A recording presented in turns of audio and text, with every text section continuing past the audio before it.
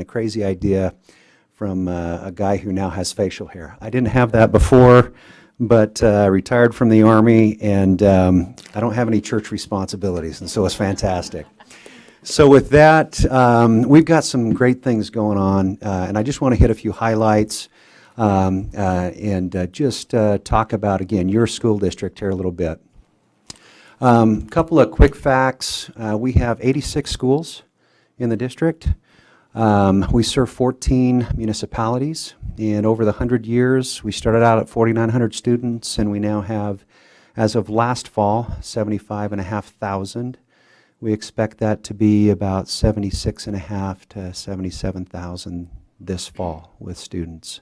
We opened 2 new schools, a new high school in Lehigh and a new elementary school in Saratoga Springs. That elementary school, just want to highlight real quickly, we normally build, takes about a year to build an elementary school. We built that school in 6.5 months. And so pretty excited about that. I was there today, and they're going to be ready for kids. The teachers were putting their things in classrooms, and it was fantastic. So this is, again, just a brief snapshot of what's going on when it comes to that. With a large district and some of the economies of scale we have, it's important to take that larger district and break it down into a smaller organization. We do that by what we call clusters. So we look at our high school feeder, in this case Pleasant Grove High, Pleasant Grove Junior, and the schools that feed into PG High. And we try to create a smaller unit. The superintendent, a couple of our board members, staff meet with teachers and principals, community council members, and that from each of those schools within that cluster to take a large organization and break it down into smaller pieces. We get feedback. We bounce off ideas. Hey, what's going on? How do we better serve and support you in your local cluster? So that's how you take a larger organization, our attempt, and to break it down into smaller pieces so that we can keep track of what's going on at your schools in Pleasant Grove. Dr. Carter is formerly the principal at Central Elementary, and that's another reason I was excited she would come with me tonight, because she's done some fabulous things, and Central is recognized nationally for the excellence that's going on there. And as I get talking about some of the future bond projects that we're looking at, that's one of those bond projects that's right up top. So with that, let's see what we got. I'm going to hit 3 main areas. I'm going to highlight some things from this past school year, some financial things we'll talk about, and then our capital facilities plan for the next 10 years. We're going to talk about a component of that, or the next 4 years, and I'm just going to give you some highlights on that. This is something we're very proud of. Our graduation rate for 2015 was 92.3%. That's pretty exciting when you think about students that start as freshmen with us and that we have to keep track and account for until they exit as seniors.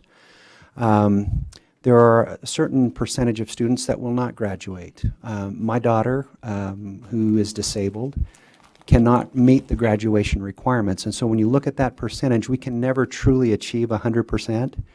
And that ranges from about 3% to 4%. We are finding success for a lot of kids. Our initial results for the current year that just ended is we're over 93% of students that start as freshmen with us and that exit with a graduation.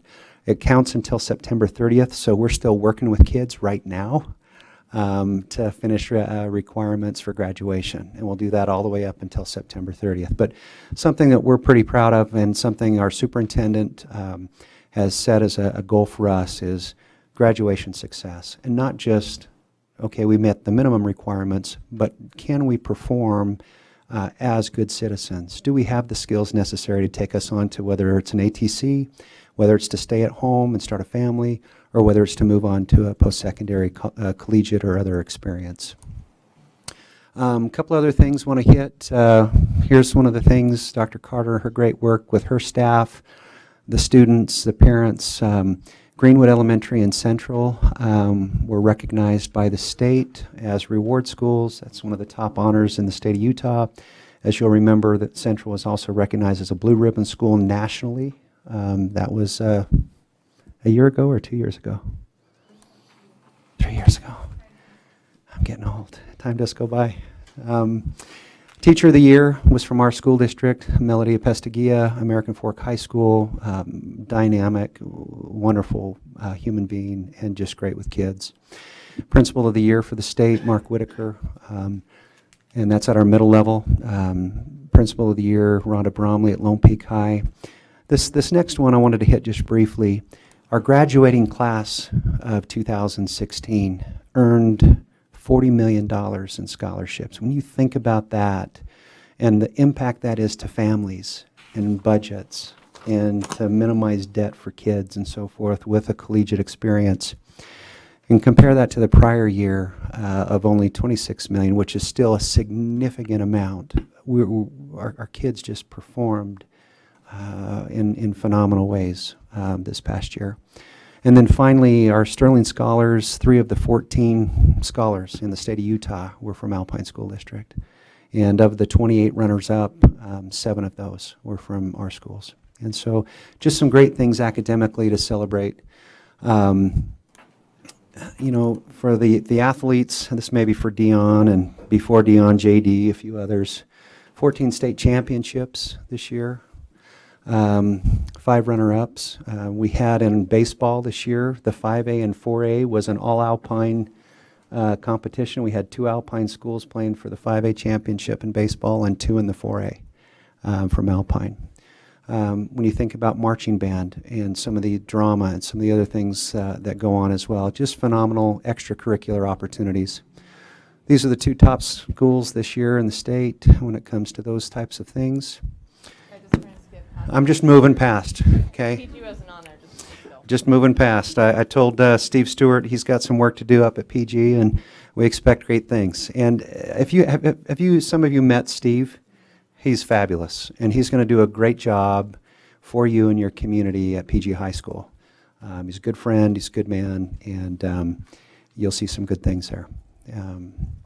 So moving forward, this is, again, 4 years of a 10-year plan. And this is what we're talking about. The board will consider a resolution next Tuesday night as to whether they will put that on the ballot for voters to consider in November. These are some of the things that, I'm just going to move past this. You've seen some of this before, the graduation rate, how we compare versus other districts in the state, AP honor roll recognition, some other things. But I'm going to move past that and go in to talk about some of the need for additional capital financing. Utah County, and specifically northern Utah County, is where it's at. Lots going on, and that's no secret to you. Shifting from Salt Lake and other areas to northern Utah County. Our growth, again, you saw this, we project another 5,000 or so students over the next 4 years. And that's even with charter schools and charter schools that open. That includes we track each one of those that gets approved by the state as well. So we continue to grow very rapidly. And some will say, depending on which community you talk to, we met with Saratoga Springs City Council, I want to say a couple weeks ago, and they're telling me my numbers are understated. And so, you know, we'll see. We're usually less than 1% deviation from actual to projection. But there's a lot of building going on in the county. One question that I would just kind of throw out, I think most people would say yes, you either have children or grandchildren that attend Alpine schools. And usually when I do that, you know, the majority of people's hands go up. But you have people that you care about in our schools. We serve the people that you serve. As a city organization. And if we're working together for those kids, great things can happen. The bond that we're talking about is really broken out into 4 phases. We've got new growth, we've got safety and security, we've got reconstruction similar to what we are currently doing at Grovecrest. And again, I'm really excited about that school. Initially, we were planning an addition to that school. When we did the analysis, we said, you know what, the cost is coming in X, which was more than we initially thought for the addition.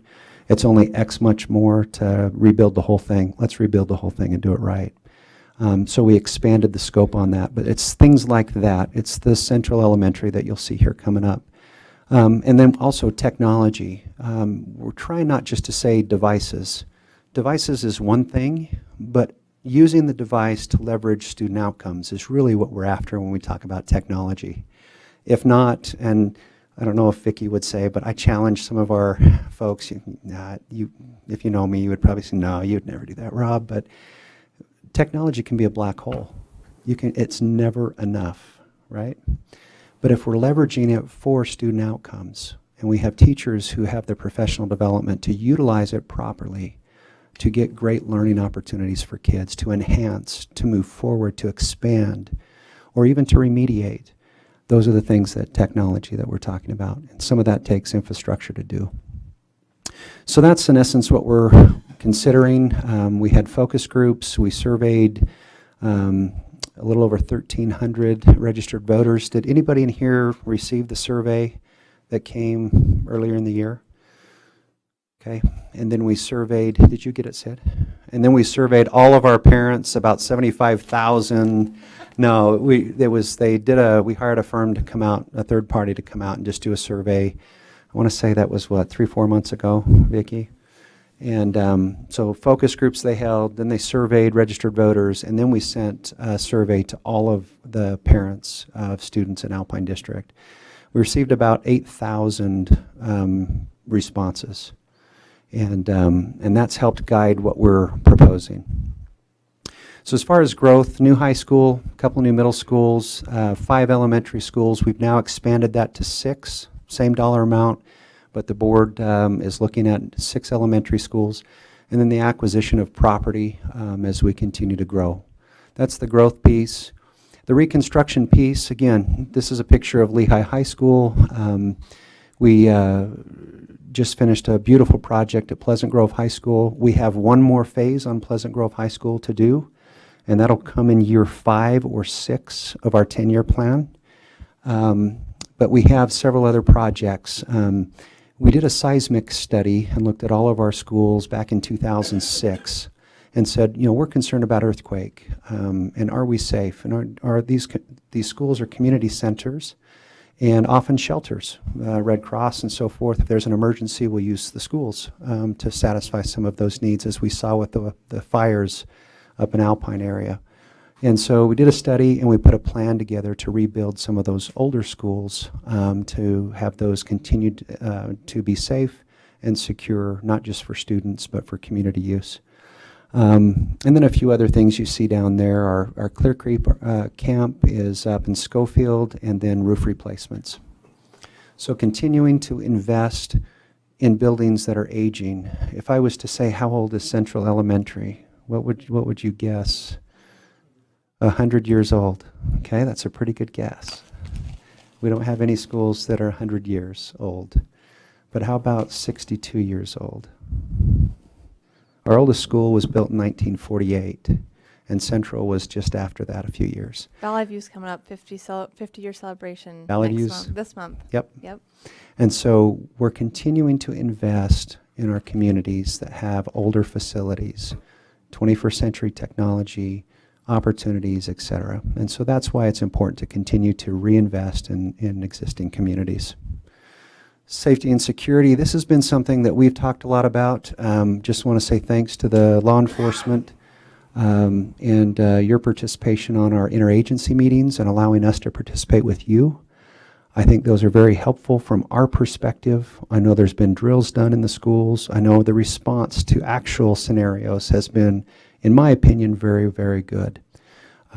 Camera systems, et cetera, that can help us work together with law enforcement and our schools. Those are the type of things we're looking for here.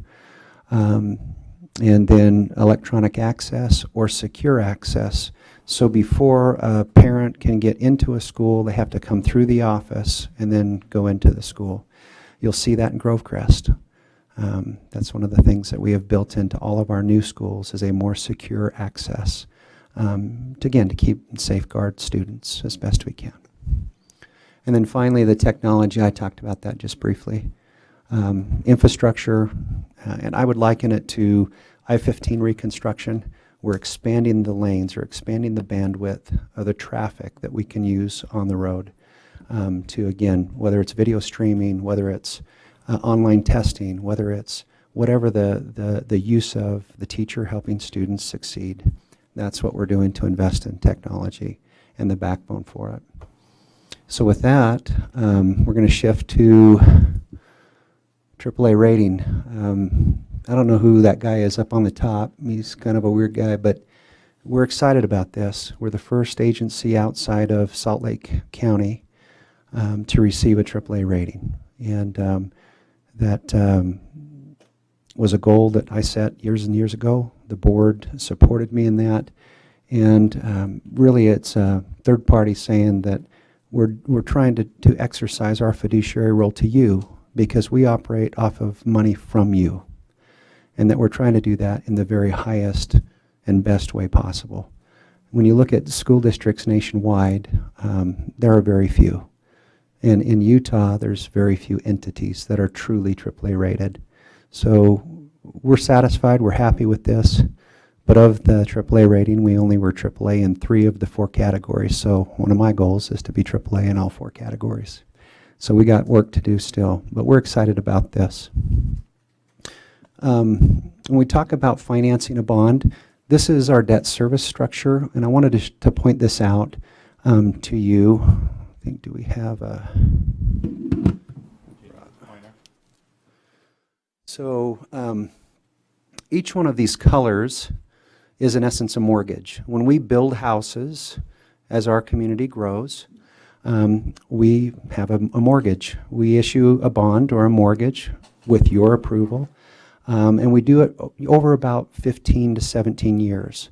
We try to issue our debt over a very short period of time so that we have less interest expense. And we create opportunities like you'll see this step down. So as I have a growing school district like Alpine, I can layer in a new mortgage without raising your tax rate significantly. So that's how we're trying to also be responsible to you and not having your taxes change dramatically from one year to the next with a bond increase. So that's in essence how we do it. AAA rating helps because we get lower financing costs. Growth in our community and increased value means more people are paying for those schools and those homes that we build for our kids. And then again, how we layer the debt. If I was to show graphically how that works, again, we would layer that and fill those holes, is what I call them, in. And so that we don't ask for more than what you're already paying. So that's in essence how we're going to do it. We don't expect a tax increase. We've met with the Taxpayers Association a couple of times, and we hope that they will actually come out and endorse our bond this go around. That's that. I don't know why I put it in twice. But with that, I just wanted to say thank you. And again, if you have any comments, questions, things that I can respond to while I'm here, love to visit with you about it. If not, things you'd like to take, send and have me respond to at a future time coming back. Just would love to continue to work. I mentioned to Councilmember Lamone, I hope to do this a couple of times a year, to come as a school district and reach out and say, hey, we need to engage with the council on a more regular basis. I mean, I meet with the mayor, I meet with Scott, but I want to engage with the council and say, hey, what can we do better to work together? How can we better serve families and students? And again, as I commented to Councilmember Stanley and Councilmember Jensen, if we're working together, great things can happen, just like what we saw at Battle Creek Park. And if you haven't gone in the restrooms, you got to check them out. They actually are pretty nice now. So anyway, with that, Mayor, I'll just defer to you. And any questions for Rob? Tell us about I was a Central mom for 20 years. So yes. Tell me what's happening with Central. Is it okay if I don't talk right into the mic? You know what? You can just lift it up. There you go. Can you Or look? no, just pick like it up. just Can I just pick it up like Yeah, this? Yeah. You know, that'd be an easy solution, you know, if I just did that. We did it. Thank you. I just kind of leaning over for a while. Central Elementary, we are excited. We purchased that ground where the old church was and prepared for the Space Center addition. Central, again, was built in the 50s, and we did that seismic review, and it's one school that we need to rebuild. About 8 years ago. We added those classrooms on the north side, and that was in preparation for the eventual rebuild. So those will stay. That investment that we made there of your money will stay. And then we will build on the north side and then tear down on the south side. And so that way we can have the least disruption to students, to families, and to what goes on there at Central Elementary. But that is proposed in those reconstruction projects. Central is one of those that we plan to do. And so we would ask for your support. As a council, Mayor, even if you felt so strongly to endorse, we would love to have that support moving forward. Other questions? I'll just spin it with Central because I'm interested in Valley View. Any news for Valley View? Valley View's towards the tail end of our 10-year plan. It is on there. I could pull it up on my computer and tell you exactly if you're interested. If you want to shoot me a note, or I can just Let's send you an try it. email. Okay. But yeah, I can tell you exactly where it's at. You bet. Rob, when will Grove Creek be completed? Grove Crest. Grove Crest will be completed by next fall. It'll probably be finished in June or July of next year, and it'll be ready for students. And then there'll be a demolition of the existing. And then we'll build the fields and so forth there. And I'm really excited about that school project. So And was it 386? 386, 387, it's 386, 825. I round up to 387. They added one roofing project in, which pushed it up. I just didn't change my slide. And So- and is that part of the 4-year or the 10-year? Over 4 years. Okay. Mhm. Great questions. Rob, did you say what the impact was to the average homeowner? Yeah. Did you say there was none? There will be a no at the average home. The average value in our community has increased from the last bond we did. Last bond we did was 255,000 was the average. It's 275, and that was the data we received a few weeks ago from the county. The actual tax rate will actually be less than what it is currently for debt service. And it is because of the growth in the county, specifically in Alpine, our AAA rating, and the way I layer the financing. And we've been getting great rates. We've been issuing bonds around 2%, 2.3%. And in our models, we estimate 4. So if I can beat that estimate, then it's even going to be a lower impact on the average home. Thanks. Great questions. We're good. We All right. appreciate your time. Thank you Thank very you much. very much. Appreciate it. Much. Okay, so item 6 is a discussion on redefining the Chamber of Commerce and Economic Development position. So our Economic Development Chamber of Commerce person, James Dixon, recently was hired by GOED as a full-time employee there to help with the services. James was working for us on a part-time basis, of which a large majority of his time was going to working with our Pleasant Grove Chamber of Commerce. With James leaving, I think it's now time for us to revisit how we participate maybe in the chamber, whether it's through people or cash or a combination of both. And then also talk a little bit about maybe some other things that this position could do and if there's potential other funding available for it. We wanted to expand the duties of the position a little bit. We want to have that discussion. I know I've talked to a couple council members that have had some ideas. I think the first thing we do need to discuss is what we're doing with the chamber and how we're participating in that matter.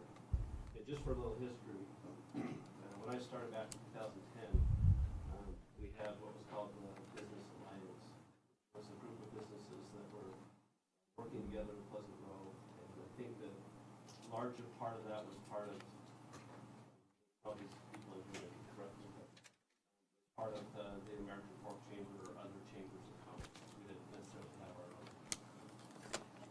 When we hired David Larson a few years back, one of the things that he was tasked with was getting our Pleasant Grove Chamber more robust and get some more excitement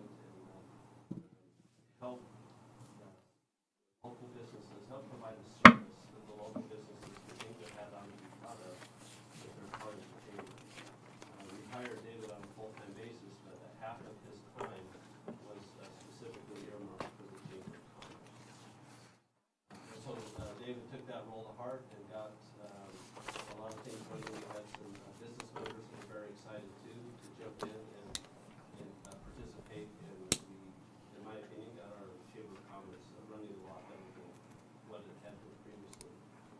A year ago, we needed David in another capacity within the city for our HR, so we pulled him out of the chamber responsibility, and that's when we hired James to come in and do that.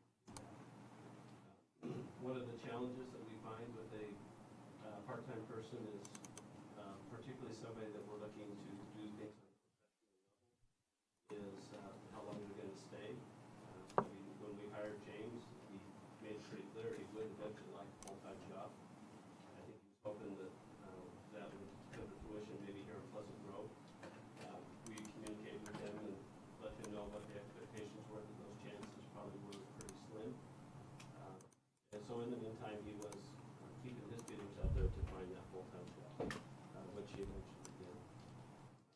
So I think we have a couple options here for us to consider and talk about. Number one would be rehire the position and have them spend majority of their time running the chamber, just like we had James doing. We can potentially take some of the money that we were spending on that person and, in essence, write a check to the Chamber of Commerce and say, as a city, here's our participation in the chamber. We're going to have you go hire your own person and you manage that person. So the city's no longer managing the person. We are just a part of the funding of that position. Those probably are our two main options as far as that's concerned. Linden City has been interested. Jake here? No, he's in his city council. Okay.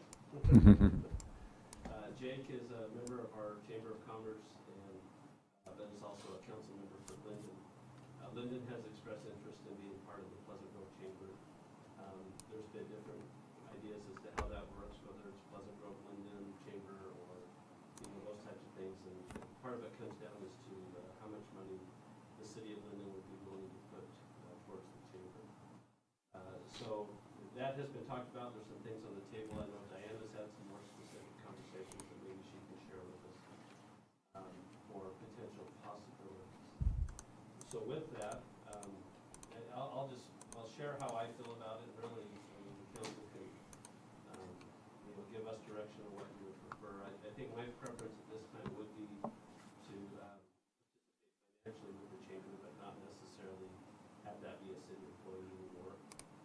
So that I think the chamber, my guess is, would appreciate a little bit of the autonomy. We would still be a partner. I think, in my opinion, again, as the city, our responsibility for retaining businesses is done a lot through the Chamber of Commerce. That there's a value in them participating. There's, I think, local businesses want to see the city engaged in helping them feel good about doing business here in Pleasant Grove. I think the chamber accomplishes a lot of that. There's still some things we can do as a city, probably above and beyond that. But a financial contribution to help the chamber, I think, is a big help in that direction. So that's, if we want to talk chamber, that's a little bit of a background. The other one you have on here is economic development. Yeah. And it seems like in the past, there was a dual role there. So do you want to speak a little bit about that? We had, so economic development's broken into a couple things, and when we talk about the retention of business, in my mind, that is part of economic development. And when we talk about recruiting businesses and getting them here, but once they're here, we want to make sure they stay here. So that was the large, when I say economic development, part of what James did was the retention and doing that through the chamber. He did, however, he applied for the grants through EDCU on our Economic Development Summit coming up, and also money available for website enhancement for economic development in Pleasant Grove. He was the one that did the paperwork and filed that. He's also the one that was doing a large majority of the organization on this upcoming economic development. So when it came to some of those duties, he was the person that was fulfilling. When it comes to the large ticket items, whether it's working with major developers in our community, or somebody is requesting a tax that's handled usually on my level with the help of Randy Sant, who is a consultant that we pay on an hourly basis whenever we. So on the larger projects, we have that covered. On some of the smaller things, James would kind of fill in some of the gaps. So if we decide to say, okay, we're going to help fund the chamber, we still need this position in some manner to still help with some of the economic development, but there's some other things I think we can discuss to help other things that the city's doing. And like, what would those things be? Potentially, I think we could be better at our social media response. I think we do have a person that stays on top of our Facebook and our Twitter accounts and things, but if you participated or seen those, some of those are just pulling in news articles from what's going on in Pleasant Grove. It's not necessarily the city communicating what we are doing as an organization. Our person that we have do that, they work for us just 4 or 5 hours a week. They're not, preferably, I would like this person to be in our council meetings every Tuesday. I would like them to be part of the executive staff meetings so that they had a better idea of what we were doing as a city. So I think that's one aspect we could be better that this person could do. I think there's maybe a marketing aspect. We have specific events and things we do as a community, and I think we lose out a little bit on making these events become better because we don't necessarily have staff participation. I'll give you an example. The Downtown Advisory Board with this hot summer nights that we just finished were great ideas, but we have business owners and people in our community that are volunteers that we turn around and we ask them to not only come up with the ideas, but to do all of the legwork behind it. A lot of cities will have a staff person that can do that legwork and help these events, and so that there's, in essence, somebody in charge of the event that we can turn to and say, here's the event, but here's some logistics and things we need to work out. This is going to be your responsibility. So those are ideas off the top of my head. I think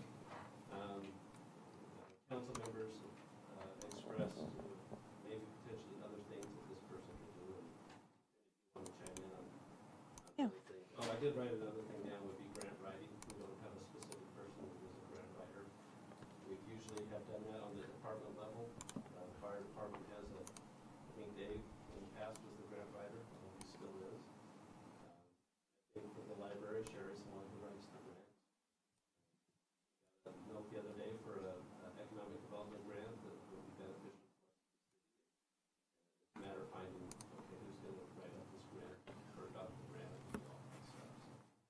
So those are just possibilities, and I realize we could probably come up with enough stuff for 3 people to do.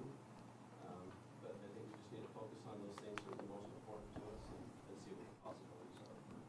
I'll chime in. Yes, go ahead. I love the idea of having the chamber have their own person, because I think we have other needs in the city. We can contribute financially, still be involved with the chamber and support them. But I think we have other needs in the city that we need to fill at this time that maybe those funds could be used towards. And one is a PR person / marketing. Scott, as you were describing, I spoke to you about this. I've served on the Heritage Jubilee Committee for a couple of years. I've had people ask me why we don't do certain events here in the city.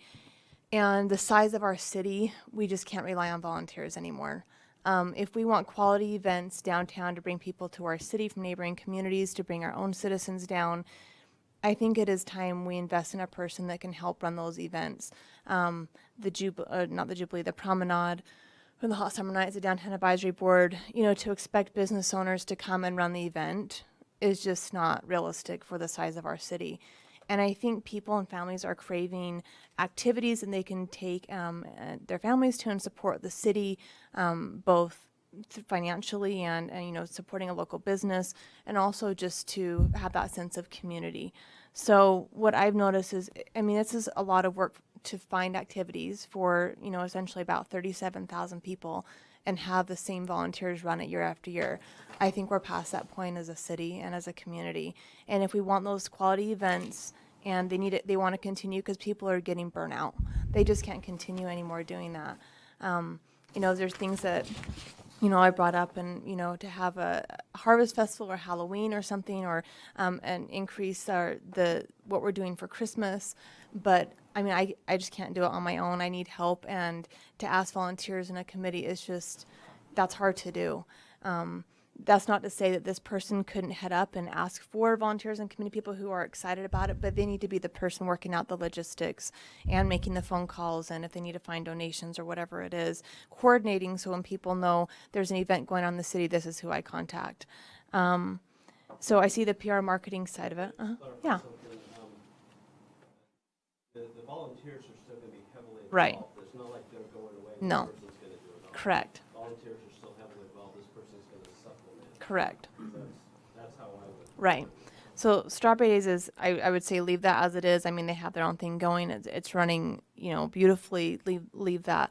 But there's other events in the city that we've either had to do away with or have been cut back, and could be just better events that will bring people down to support the city, get our name out to other neighboring communities. So we're still involving the volunteers, but we really need someone to take the lead and to manage these events and programs. The other committees and commissions would still be involved, arts committee, whatever they need to do. But if they had something come up, they could turn to this person and say, can you help us, kind of lead out on this? And it would just relieve some of the burden, I think, that we're putting on some of these volunteers in the city. That was one idea. Social media, I think that's almost a little bit of a separate position, but I agree with you with what you're saying. Again, the size of our city, I'm just surprised that we don't have someone that is dedicated more hours to, the Twitter and Facebook and Instagram. And maybe that doesn't seem like a big deal to a lot of people, but communication is huge, and communication turns into transparency, and people rely and expect us to be communicating with them.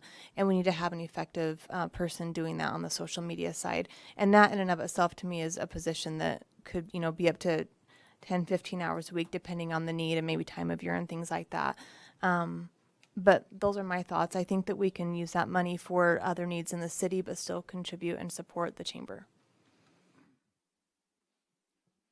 I have some different perspectives as a champion of the proper role of government. I don't know that we need to be the activity committee for the city and for the community and figure out all the fun things people need to be doing. I actually think that the highest priority we have in this position is to pursue economic development, to pursue businesses, to advocate the growth of our economic and revenue base that will be able to lighten the burden on residents. I know we have one of our leaders of the Chamber of Commerce here. I would love to hear from the Chamber on what their perspective is on whether they want the autonomy of having their own individual with some financial support from the city, or if they want us to continue to provide an employee on a part-time basis. But my instinct is to hire a replacement for James and keep the duties somewhat comparable to what we've already seen. I think James was doing tremendous work. We were lucky to have someone with his background willing to work for what we were able to pay. I think the person that's doing our social media is phenomenal, and we're grateful for and lucky to have that. I'd love to hear from Jake too now that he's here. But we're talking about Chamber of Commerce and what would make ours the most effective possible. So I'd love to hear some input from the public if the others on the board are willing, but let's finish the conversation up here. Well, I just want to add some to that before does this mean that Linden is done with their city council meeting? Oh, okay. Oh, okay. All right. So I just a couple of thoughts, and I would like to separate my thoughts into the chamber and economic development, because I want to look at these separately. The role of the chamber, by the way, for those of you who haven't been to a chamber meeting or know what a chamber does, and I've been a member of Utah Valley Chamber. I've been a member of Corporate Alliance, which is another networking group. Lehigh has a chamber. American Fork has a chamber. And then there's Utah Valley Chamber, which is mostly Orem and Provo. What the chamber does, so it's just a known fact that you do business with people you know, like, and trust. And so what the chamber does, and very similar to what Ben said, the purpose of the chamber is to create an environment where people come together and they meet each other. So for example, Jake works at a bank. We have a couple of bankers here. There's also somebody in the chamber that owns a jewelry store. So when I go to a chamber meeting and I start meeting and becoming friends with the people on the chamber, when I think of needing a ring, Sid, I go to Saratoga Jewelry. someone that I know, like, and trust. And so because that's in my own town now, I am going to spend my dollars in Pleasant Grove. So then when I write out that check, swipe my card, that money, what is it, 1% of 6% of 1%. Half of it. Half of that 1%. Half of that 1% will come back to Pleasant Grove. So, but when you're doing big scale and the chamber is only a blessing to sales tax revenue in your town. So, because of that, and I have met with the chamber, I have also had a conversation with American Fork, and they're having the same conversation right now. They have had someone on staff be their chamber person, and in the past there were actually some problems because are they acting as chamber, or are they making decisions for the city? So I am completely in favor, and I think this is the chamber's recommendation, is that we contribute, be a partner, but that we let them make decisions as the chamber. I think sometimes there is a confusion when you have a city employee making decisions. So is that for the city or is that for the chamber? So I know that it would be a better solution to separate. I think the level of contribution is still something that we need to discuss. I don't know what that looks like. On the economic development side, everyone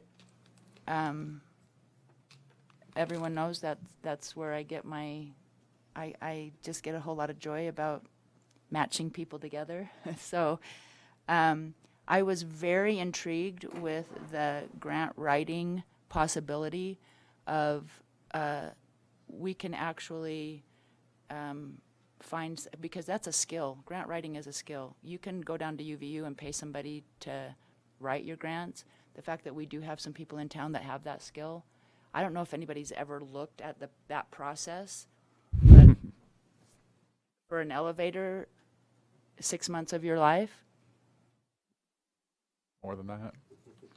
off and on, but yes, and interviews, and that's a huge job, and it turned out to be $100,000, benefit. I don't know how many grants we can find that are going to be $100,000 for economic development, but I love that idea of.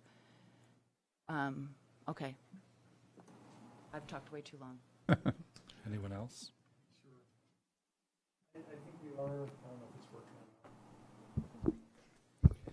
I think we are talking about two separate positions here. I'm in favor of the letting the chamber have their own person, let it flow that way. I think it's only positive. I think we see other chambers moving in that direction, and I think it only helps the communities, whether it's Pleasant Grove and Linden combined. I think it gives them a little more open room to communicate with the existing businesses.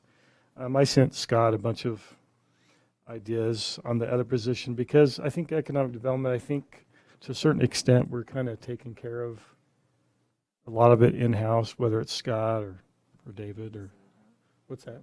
Or DC Utah. I mean, so I think that position's probably would be labeled a little something different in my mind. As far as in-house and helping, whether it's, I just put down communications, marketing, outreach coordinator. I don't know. I couldn't make up my mind. So I threw down a bunch. of ideas. But as far as, again, back to the chamber, that's where I stand. I think we need to, I wrote down staying power and benefits to Pleasant Grove, and if we included Linden residents, of what the chamber really represents and what it represents to our citizens and what it can represent to them and help them. I mean, you look across the board, what other cities do with their chambers of commerce, it's just so beneficial to the companies that actually stay in our community and what they can offer to us as citizens and to then business to business is tremendous. So to me, that's a simple one. I think it just gets down to the money factor of what we contribute and what Linden can throw into it. But on the other side, Sid's right, is we need to figure something out as far as if we want to label it economic/marketing or whatever we want to do. Scott can forward on my email, but I wrote down quite a bit of what that position can do as far as the community and partnerships, relationships with the city, the employees, expanding and just the communication part of it. The marketing and branding of our city needs help. We need to reach out with our events and things like that. So I'll forward that on to everyone.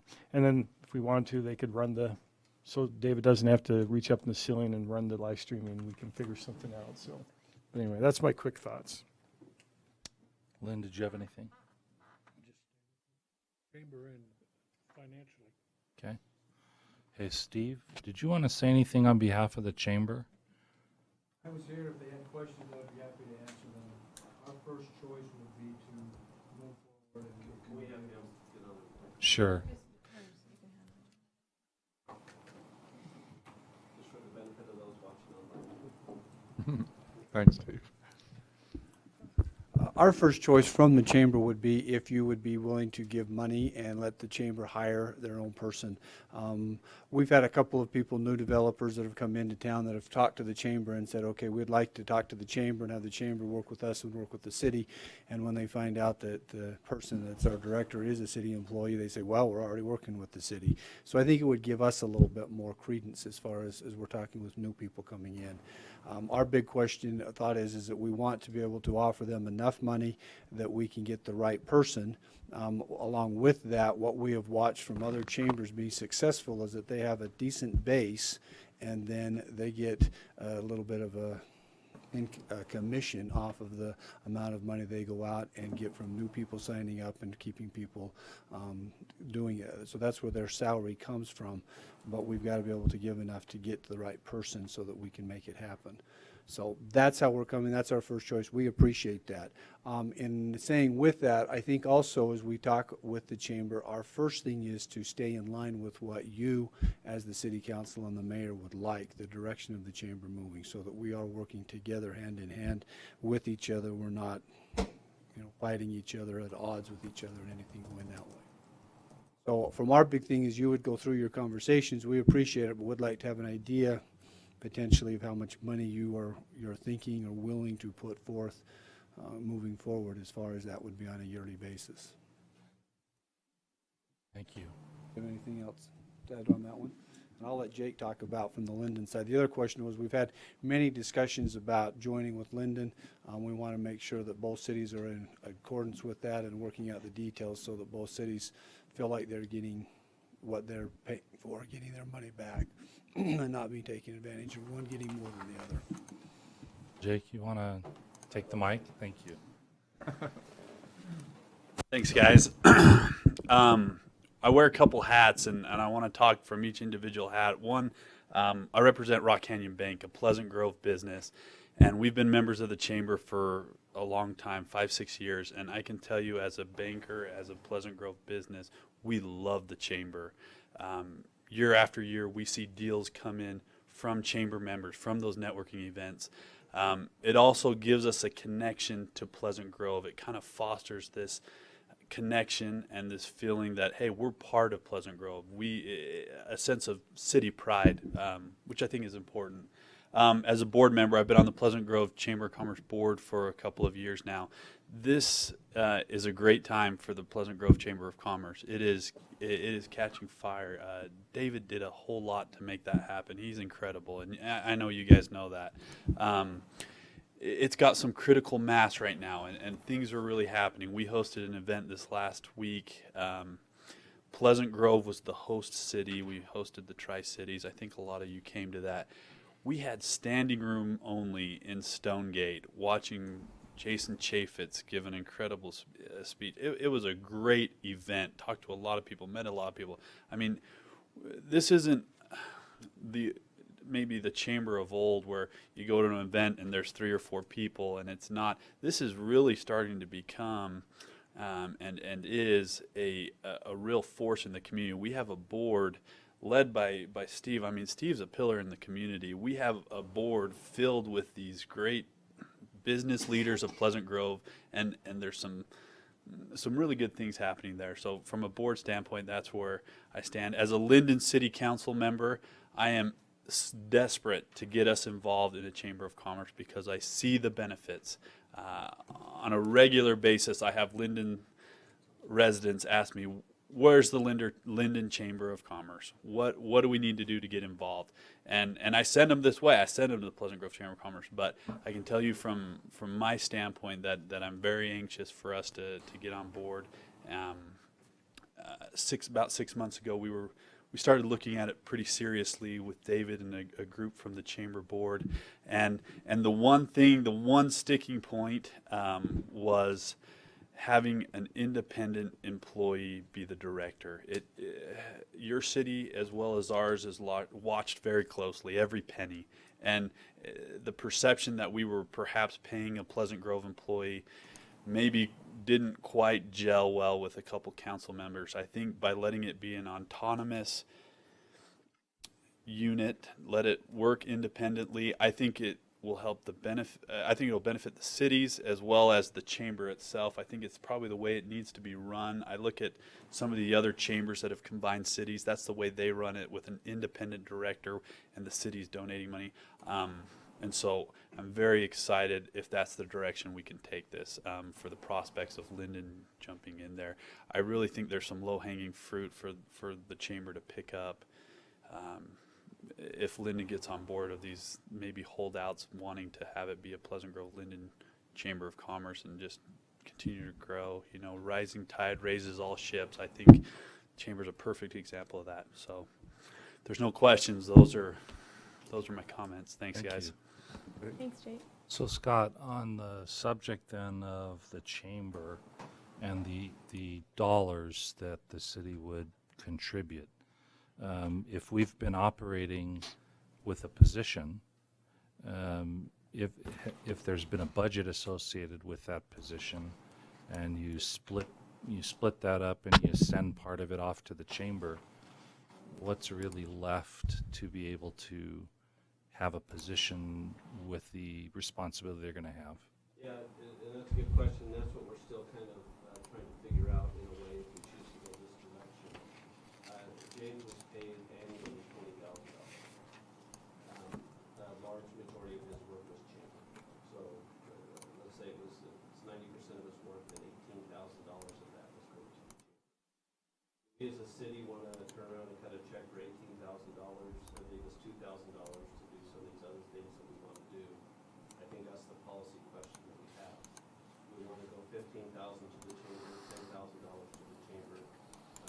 Something that hopefully is enough for them to make something happen, but also as a city give us some flexibility to potentially do some other things. If we are going to create this, in essence, kind of break up and have 2 different positions, when I say positions, money to the chamber and then whatever money's left over, if we're going to do something, communication specialist or marketing person, we're probably going to need to have additional funds that will go into that. I asked Denise if we had money in the economic development budget. There's probably about $10,000 in there for us to put towards this new position. So it's not a Is that lot. one time, No, what- that's ongoing. ongoing? Yeah. So that's not a lot, but again, depending on how much we want to fund the chamber and what's left over, we could probably get enough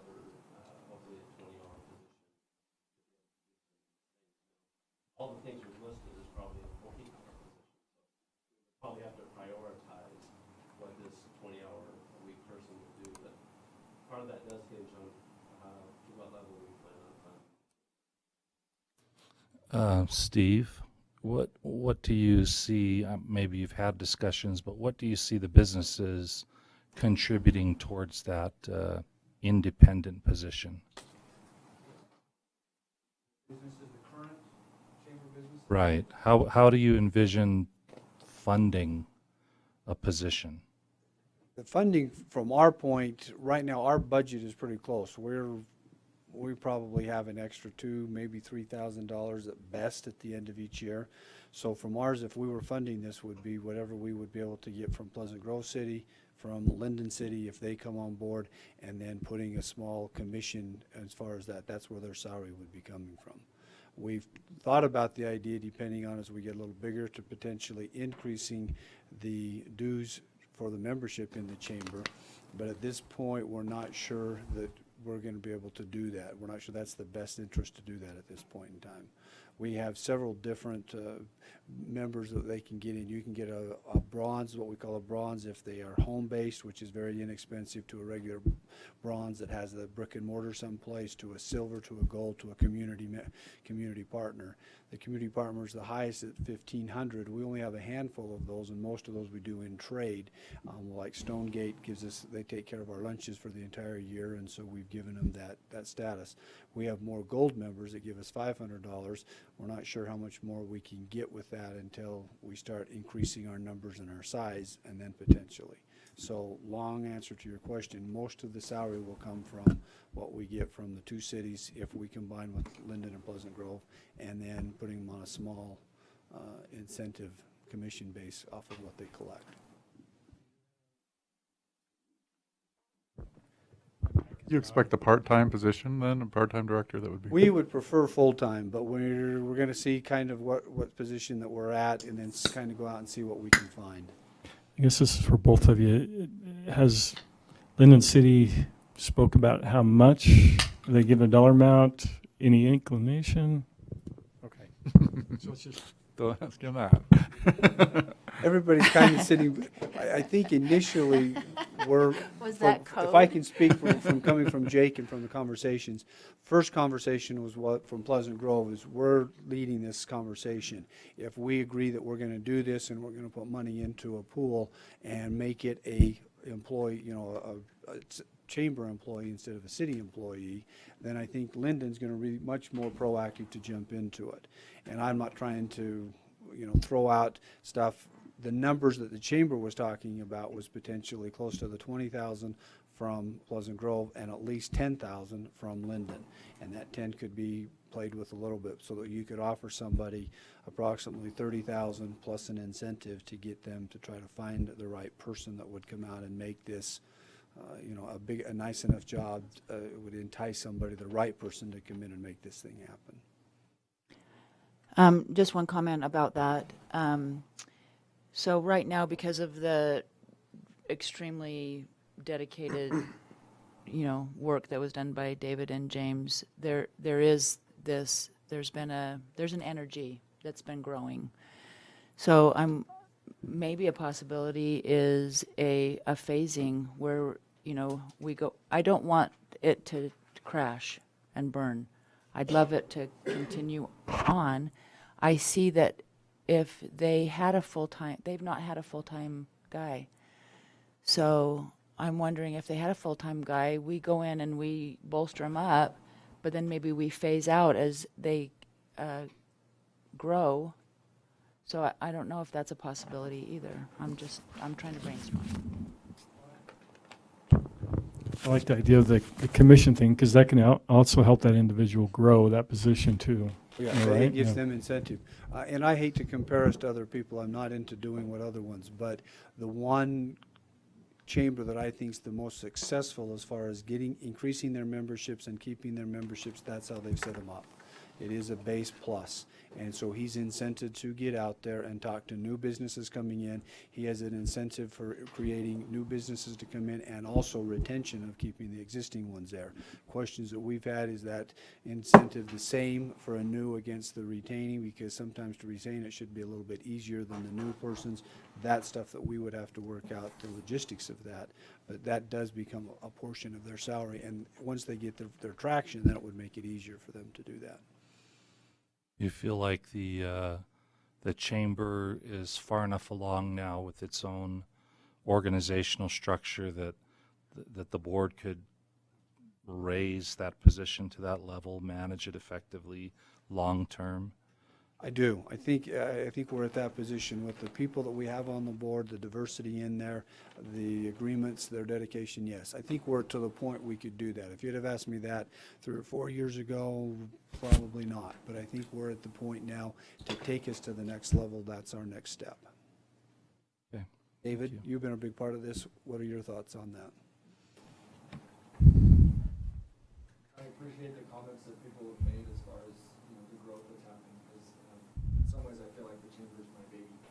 And I think it's time, in my mind, I think they're ready to go out and be able to hire somebody and find the right person. The question does become, are they that person? The organization itself is ready for that. But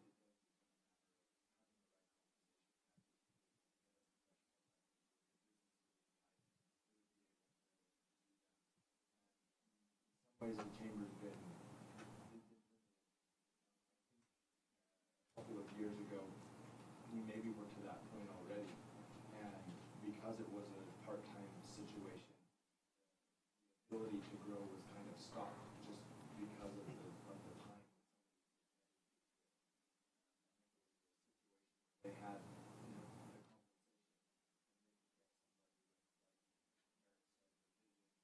In my mind, definitely the chamber is ready to grow that way. And one more comment. I just want to talk about the value of existing businesses that have already proven that they're successful. A lot of times we think that the economic development, where we're going to go out, we're going to find a business, we're going to bring them in, and then we're going to hope that they do well.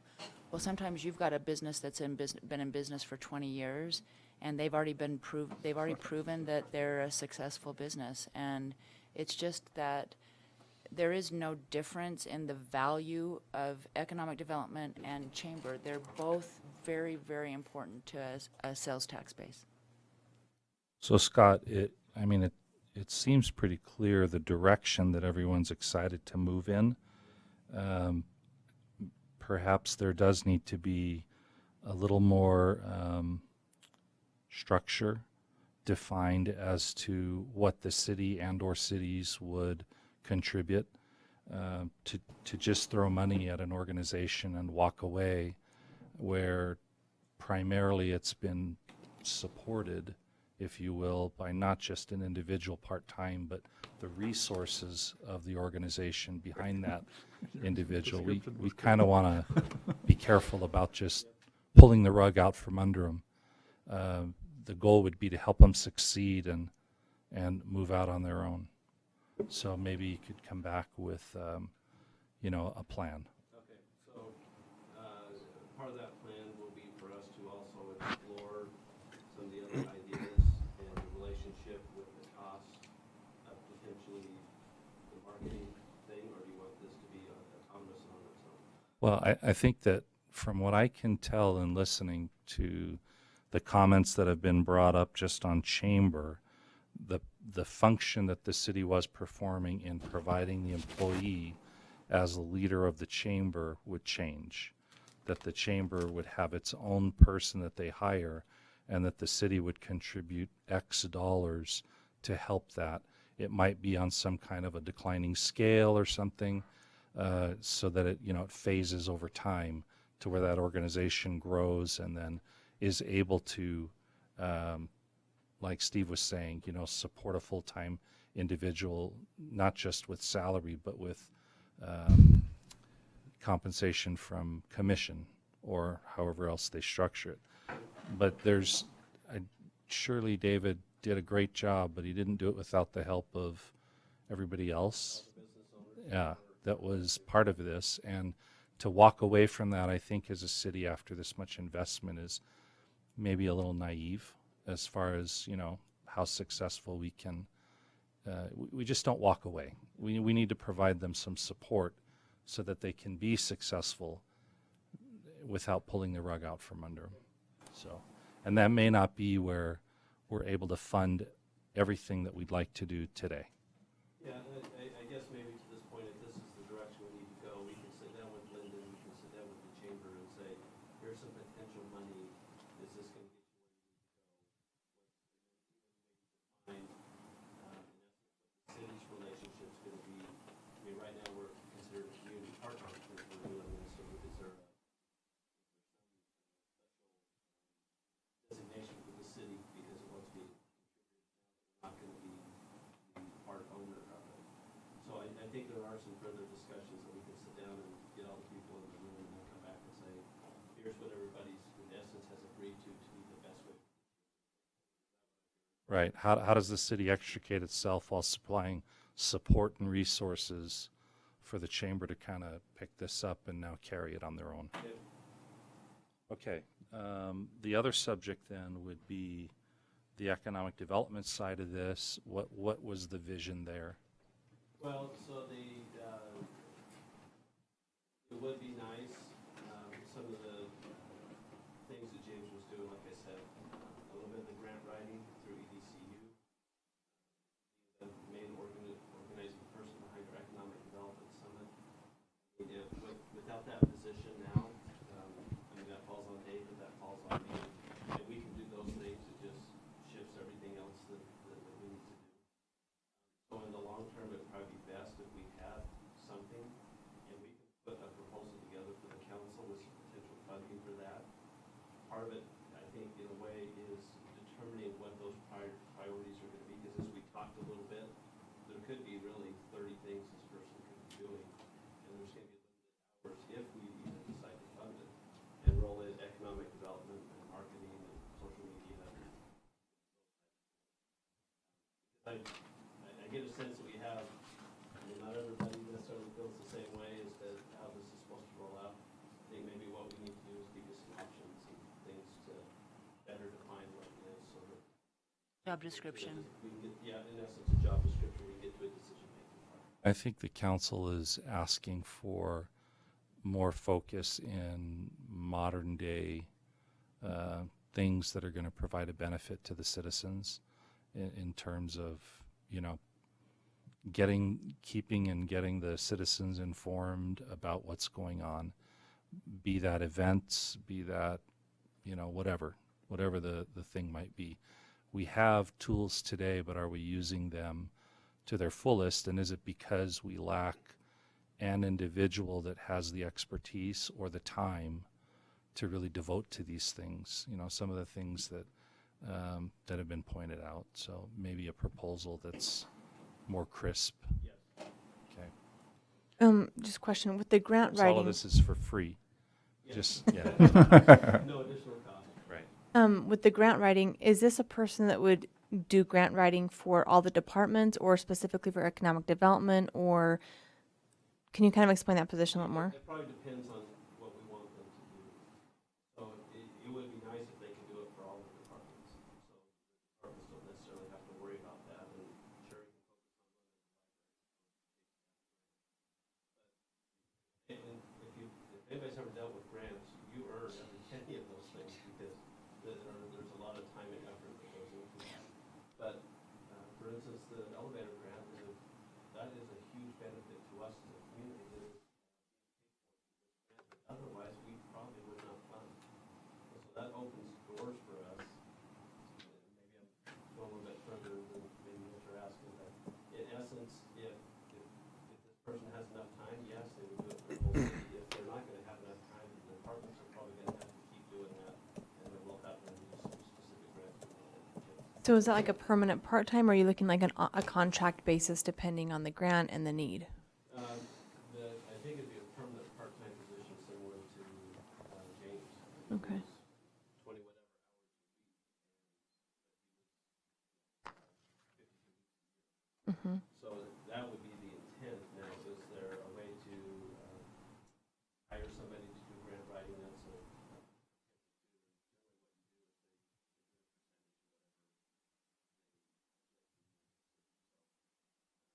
That would be one way to do it. We haven't really looked at that and put numbers to that. That would be a possibility. Yeah. So I guess we'll consider all that in the proposal as we're moving forward, so that really the council can look at some things and say, we want this, we don't want this, we love this, we're willing to pay this, we're not willing to pay this. When do you think you might have that proposal? I'd love to by probably beginning of September. What we have coming down the road. I think 3 weeks should be enough time for us to and then the chamber and then we need to figure out what our needs are on our end. Anything else, council? I'll just comment that I've been really happy with Francesco's work. He's done what I think is remarkable, and it may be that we need to increase the number of hours he has or whatever, but maybe that's an option to make it affordable to say, if there's a way, if we're going to divide what was paid to James between the chamber and marketing and grant writing, maybe there's people we already have that could be given more hours to make it attainable. And for Jake's benefit, I'll add that I want the chamber to still have Pleasant Grove's name first before Linden, so make sure that happens. We've worked that out. Okay, good. Even in when he was saying it, he said Pleasant Grove, Linden. We can call it the Pleasant Grove Area Chamber of Commerce or whatever. The I think if I greater, remember, it was 2010, something like that. I'm just teasing him. it's the greater Pleasant Grove. Whoever buys the first name. Yeah, got it. Mayor, I will say that the grant writing's it's pretty specialized per department. Like I do a lot of the technology grant. It's pretty specialized per department. So we may just focus on this one thing we're Yeah, talking about. I just want to comment on the grant writing. It sounds on the face value that, it's a category. Oh yeah, we can consolidate grant writing. I don't know that we can consolidate the years of experience that our librarian has specific to the needs of the library and what that is, or our fire chief and specific to the grant that he's tried to put in for the police chief, and it goes down the list. And so while we're looking at this idea of consolidating the responsibility, I'm not sure that's you're going to have a person that's waiting on Sherry or Mike or Dave for information so that they can fill out the grant. And the vested interest is really with the person that needs the money. It's not with a third party that's getting paid, and so. No, I agree, and those are things that we'll consider. Okay. So again, we don't want to expand. We're not trying to expand the budget here either. I mean, if we're looking at lopping off a bunch of responsibilities and subsidizing an external organization to make this happen for a period, we can't just magically increase the budget on the other side and then grow the amount of responsibility that we're trying to take care of. Everything we're doing is within existing funds. Okay. That's what we're trying to do. Great. That's what we will do. Okay. Right. Yes, thank you. Thank you. Okay. Number 7 is a discussion on public works inspections, and I don't know what this one is, Marty. Great. Be happy to explain it a little bit more. Ben, could you Thank you, push guys. number Appreciate it. 5 on that white remote in front of you? I think it's number 5. Something there. Yes. Swimming. Phelps is on. Let's go. Well, he already won, right? And he's done. I have no idea. You want me to try a few others? Don't say If anybody anything. if I'm anybody recording. knows why the whatever country it was just like took zeros, the guys team took zeros on the gymnastics. I'm not sure about that one. I'd be interested to find out what's going on. Oh, they walked up, touched the beam, and then walked off. From U.S. No. It was another country. Deliberately. Protest action. It wasn't Russia. I think it was a Central or South American country. Sorry. Okay. Can I do that on city council? Just walk up to the desk and then Absolutely. And then we'll have Mike come and round you back up. my vote can still count. This is an item that I've talked about for quite some time with Scott and also just down at Public Works about the value of having somebody out on a project all the time when work is being done and not necessarily 24/7, inspection, but making, what's that? Loader have. We'll bring that up later. But there is a value to doing that, and we have a wonderful inspector. So Clarence has been our engineering inspector for years and years. I think he's retired twice from it, and then came back, and we brought him back once again about probably four or so years ago. And has it been 6 years? I've been here a long time. I guess it feels like it's 4. But he's been here doing a wonderful job, and we. I think he is the prime example of what you would want as far as somebody that does inspection services. He's got the interest of the city. He wants whatever's done to be done to top quality. He's watching it. He's in contact with those developers, contractors, and that's kind of the goal. I think where I'm sensing a little bit of concern at Public Works is that it is a part-time position. And Clarence is part-time right now, and so I think that contractors know Clarence is there from 7:30 to sometimes earlier to about 11:30, and then 6:30. Contractors start early. I see him around 7:30, but he is there every day doing his job. And then it comes around noontime, and he still has to take calls after that and try to get us out there, meaning streets department, water department, but the contractors know that come 12 o'clock, until the next day, there's really nobody that's going to come and check on them day after day. And we do make it by, and we do have the water crew, and we do have the streets department out there on projects as they ask questions. But I think that there's a huge value being missed here by not having somebody as the engineering inspection inspector on a project.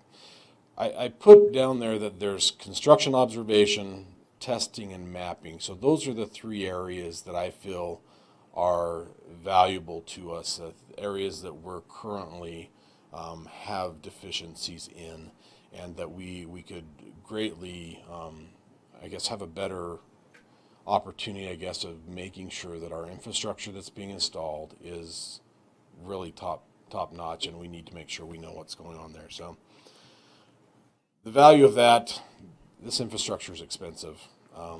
When you talk about putting in a water line, a road, it's not cheap stuff. And if you do it wrong, it's a big problem for us to fix it later because it's so expensive and we don't have budgets to do that. And the second item there, we only have a 1-year warranty on our work, regardless of whether or not we're doing our project or our developer's doing the project. We have 1 year from the date of final acceptance of the project. After that, it's all ours. Regardless if we see a failure 2 years down the road, that is not something that we can go back against that contractor and try to collect or have him do anything. So that's a huge liability in a lot of respects if you're just letting it go and if you're not keeping these contractors honest. Now, I would say for the most part, we have some great contractors in the area. They do great work, but I've been on a lot of projects and they are busy. They are trying to keep to a schedule. They're trying to jump to the next project. They're trying to get things done as fast and efficiently as can happen. And a good example of that is just even out on the 3rd South project, we're sitting there, they're getting ready to pave, and we're watching the asphalt trucks drive over this one area right at 4th East, and this thing is just waving like that. We're like, are you not going to stop and fix that? We've got a problem here. And I would say if John wasn't sitting there and seeing that happen, they probably would have paved right over that area. Not that they're a terrible contractor, they just are so focused on getting work done They're not paying attention always to top-notch quality, doing it exactly right. And so that's the value of having good inspector there. Hey, get this done. We were able to get it fixed. We were able to get it paved. And so that's important. The third bullet item, it cuts costs for both the developer and the city. When somebody is there that knows what's supposed to happen, I can't tell you how many times that I pull up to a project, I've been through the whole design process, I understand what the plans are supposed to be doing, and you talk with the contractor and you're like, what are you doing? This makes no sense. So you've got the grades all wrong, you look at the stakes, and you've just saved them a ton of time of having to rip something out and put it back. So there's a value to both the developer, and we also get the value of making sure it's done right the first time.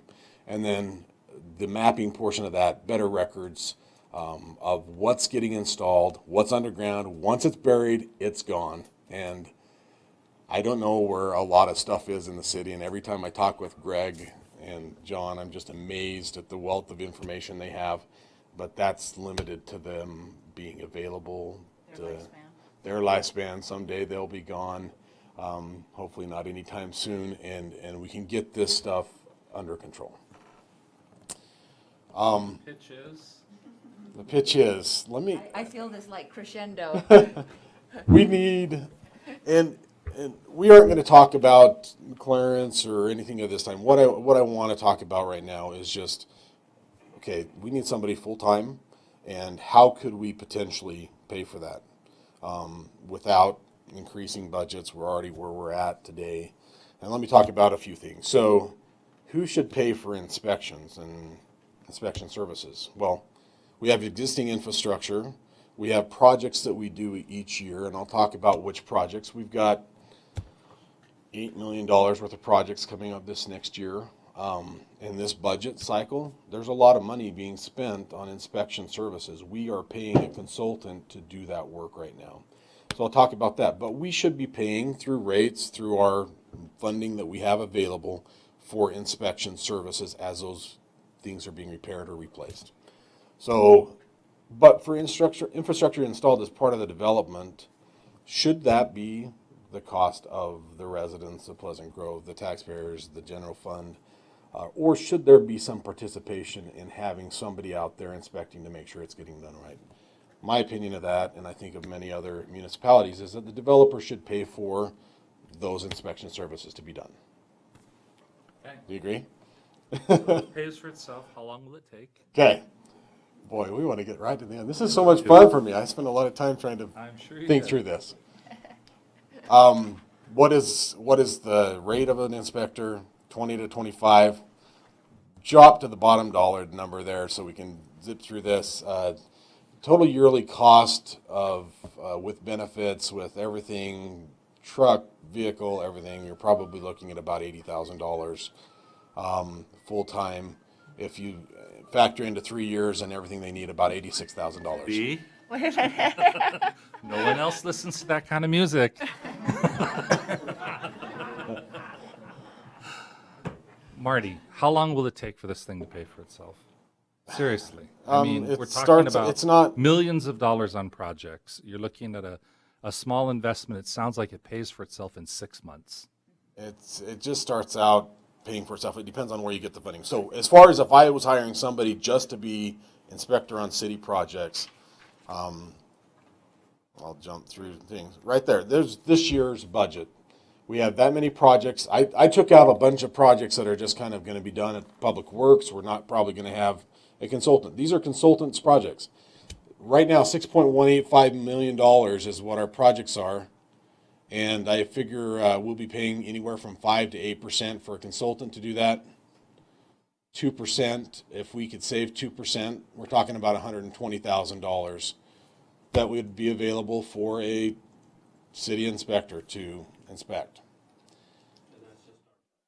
That's just our projects. And I think that's where I think we need to jump back one thing, because I think this is key. And do developers have to pay for their work, and does a city pay for their work? Absolutely. I think that there's a break there that we have to look at. Here's 11 cities, 12 cities that currently require, and I get this question all the time, how much do you require me to post for inspection services? And the answer is 0, right? We don't charge for inspection services in our projects as part of the bond. These 11, 12 cities, I didn't count them all have a percentage of the bond that is given to the city for the purpose of inspection services. And then they use that to make sure those inspections are done and paid for. So I think it's a mixture of both. And does it cost any more money? No, I think we have to change our current rates to allow this so that we do this. But does it make sense for us to do it? Absolutely. Should we do it sooner than later? Absolutely. And just looking, let me go to the summary page for the mayor. If you looked at, so I took all of the bonds that we received last year, and depending on the amount, if you're talking about collecting 1% or 2% up to 3% of the bond, that'd give you anywhere from $70,000 to $110,000 that would be available from development. And I'm not saying that we take that money and stash it away and use it however we want. My proposal would be to be fair to the development community. We'll track our time when they're on the project, and we'll bill according to the time spent, and then their funding will be available. And if it's available when we're done, if there's money left over, we would return that back to the developer for that. So not just taking it. Some cities just have a flat fee. We're taking it, give us 3%. We'll do whatever we want with it. But the real benefit here is the assumption that whatever infrastructure goes in is going to be done better, and it's going to have fewer problems for a longer period of time. So overall, the cost is going to be less by more than the factor of an engineer. Absolutely. So what do we need to do to get to the implementation? I mean, how long would it take us to reach there, given where we are today? We need to change our fee structure. Change our fees, Right, that would be done at this level. Yep. And then, put out a, So Marty, do most I can cities make a of our motion. size? Do most cities of our size? I'm joking. Discussion. Do most cities of our size have a full-time inspector? absolutely. There's very few cities that don't have a full-time inspector, But we that are just focused on development work mainly. Even, that's not even sometimes. This the is city roads, projects. people wondering, residents saying, why wasn't this done right? Why wasn't this, I mean, this hopefully is going to resolve some of those concerns. Yeah, I mean, we'll have somebody there day after day checking up, making sure that everything's more of I guess, a clear process of getting from beginning to end. And then the records are critical. One other thing I should say. So one other thing that I want as part of this is, right now we have the contractors provide us testing results for all of their compaction testing. Any testing, asphalt testing, all of that kind of stuff is all done by the contractor. And there's a little bit there. I've talked with a lot of different geotechnical engineers. I understand when they're working for somebody that they're working for the benefit of that person. They try to be as honest as they can, but when the contractor says, go test over there, I'm paying your bill, he's going to go test over there. Part of the services that we want to provide, I think, is to get an on-call geotechnical engineer that if we ever have a concern about something that they've done, we just call them up and say, hey, we need a test done here. And we can do some side-by-side comparative testing and just say, you say you've met it, okay, here's where you haven't met that. And then we have the ability to dispute if they're, right now we don't. We can do that at our expense. We don't really have a budget to call up anybody and do that, but I would propose that part of those fees that are for the developers, we'll pay for it out of any city projects, but that are for the developers, that they would also pay those fees to have any compaction testing. And that's very similar to what everybody else is doing, so it's not. So Scott, what's the timing of this? so the consolidated fee schedule, is that required public hearing?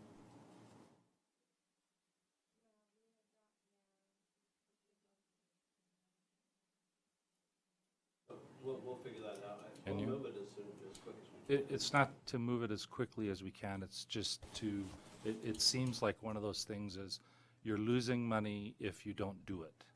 And so the sooner that we actually implement it, we're going to stop losing money in terms of poor infrastructure. It'll get inspected. Adjust the fee schedule first and be collecting that money while we're doing with the employee. The job description, all that stuff, actually hiring the employee will be the longer part of that. But we can start on that tomorrow. Okay. And get that advertised and all that stuff. What do you need to bring back to the council?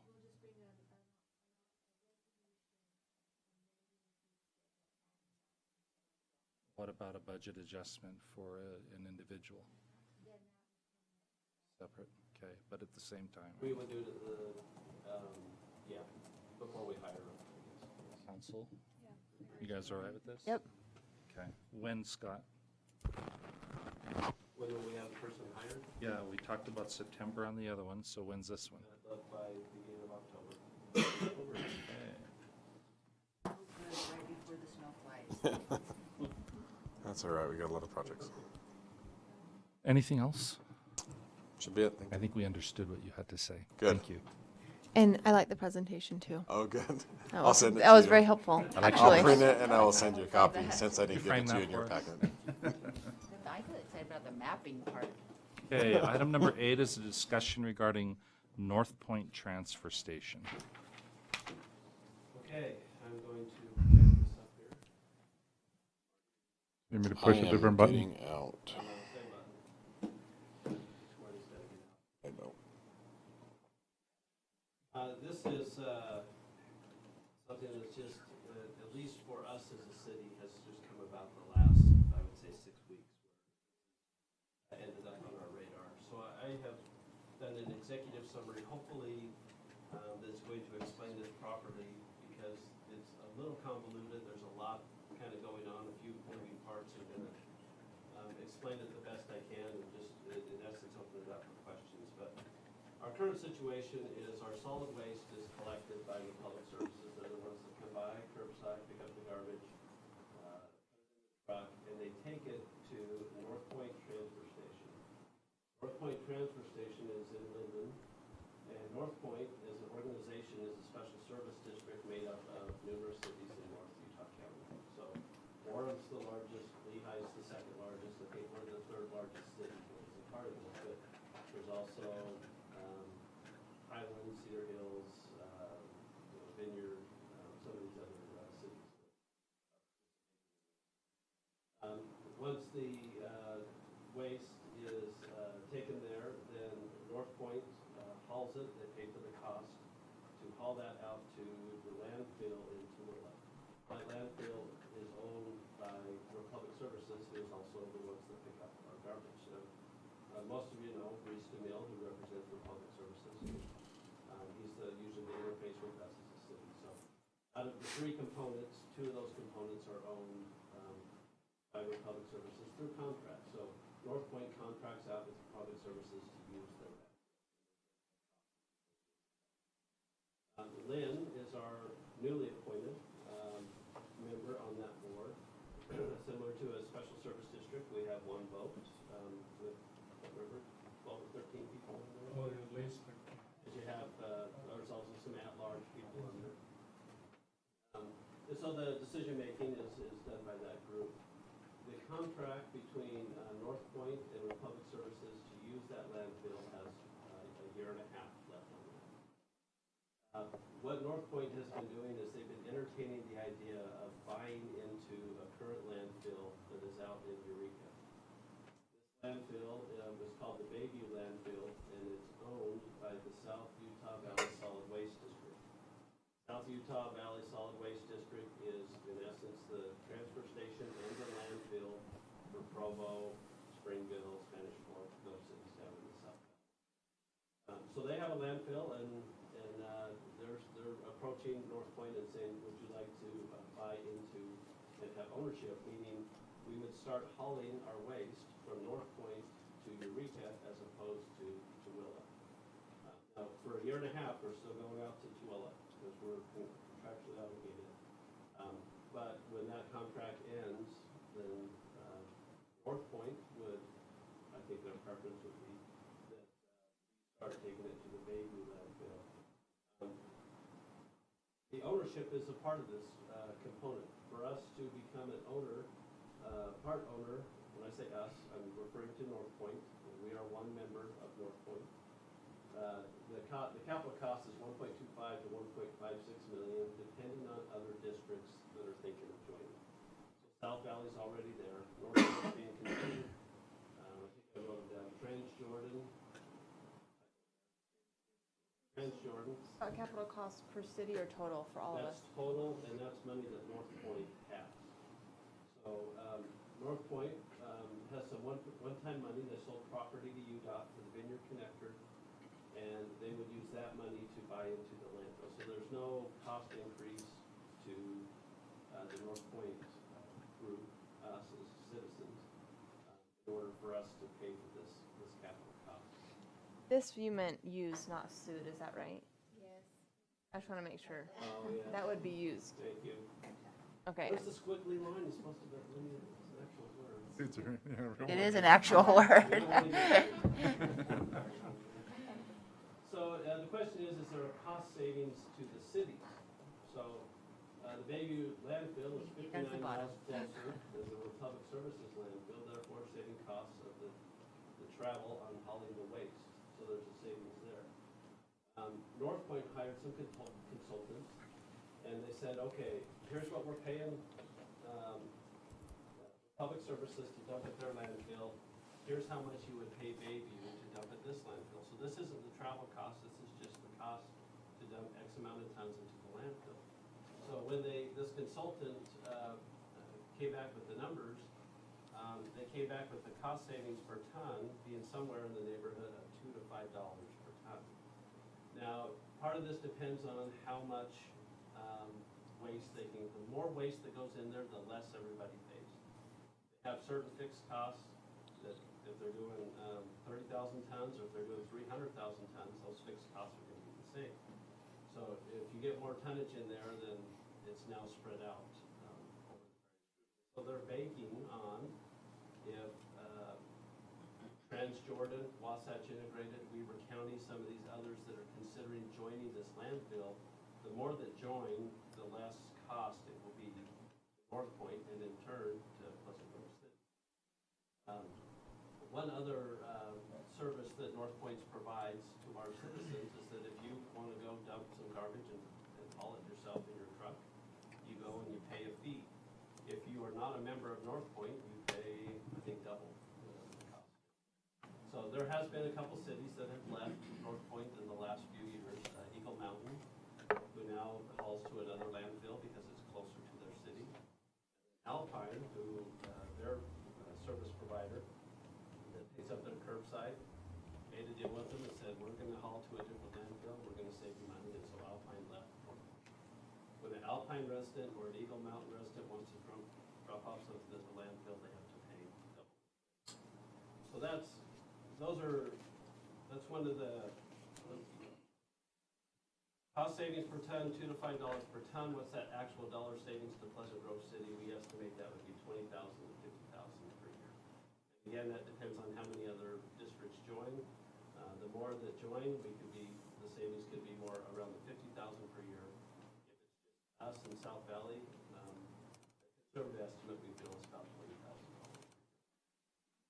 So here's the potential concerns or criticisms or things that have come up as this issue has been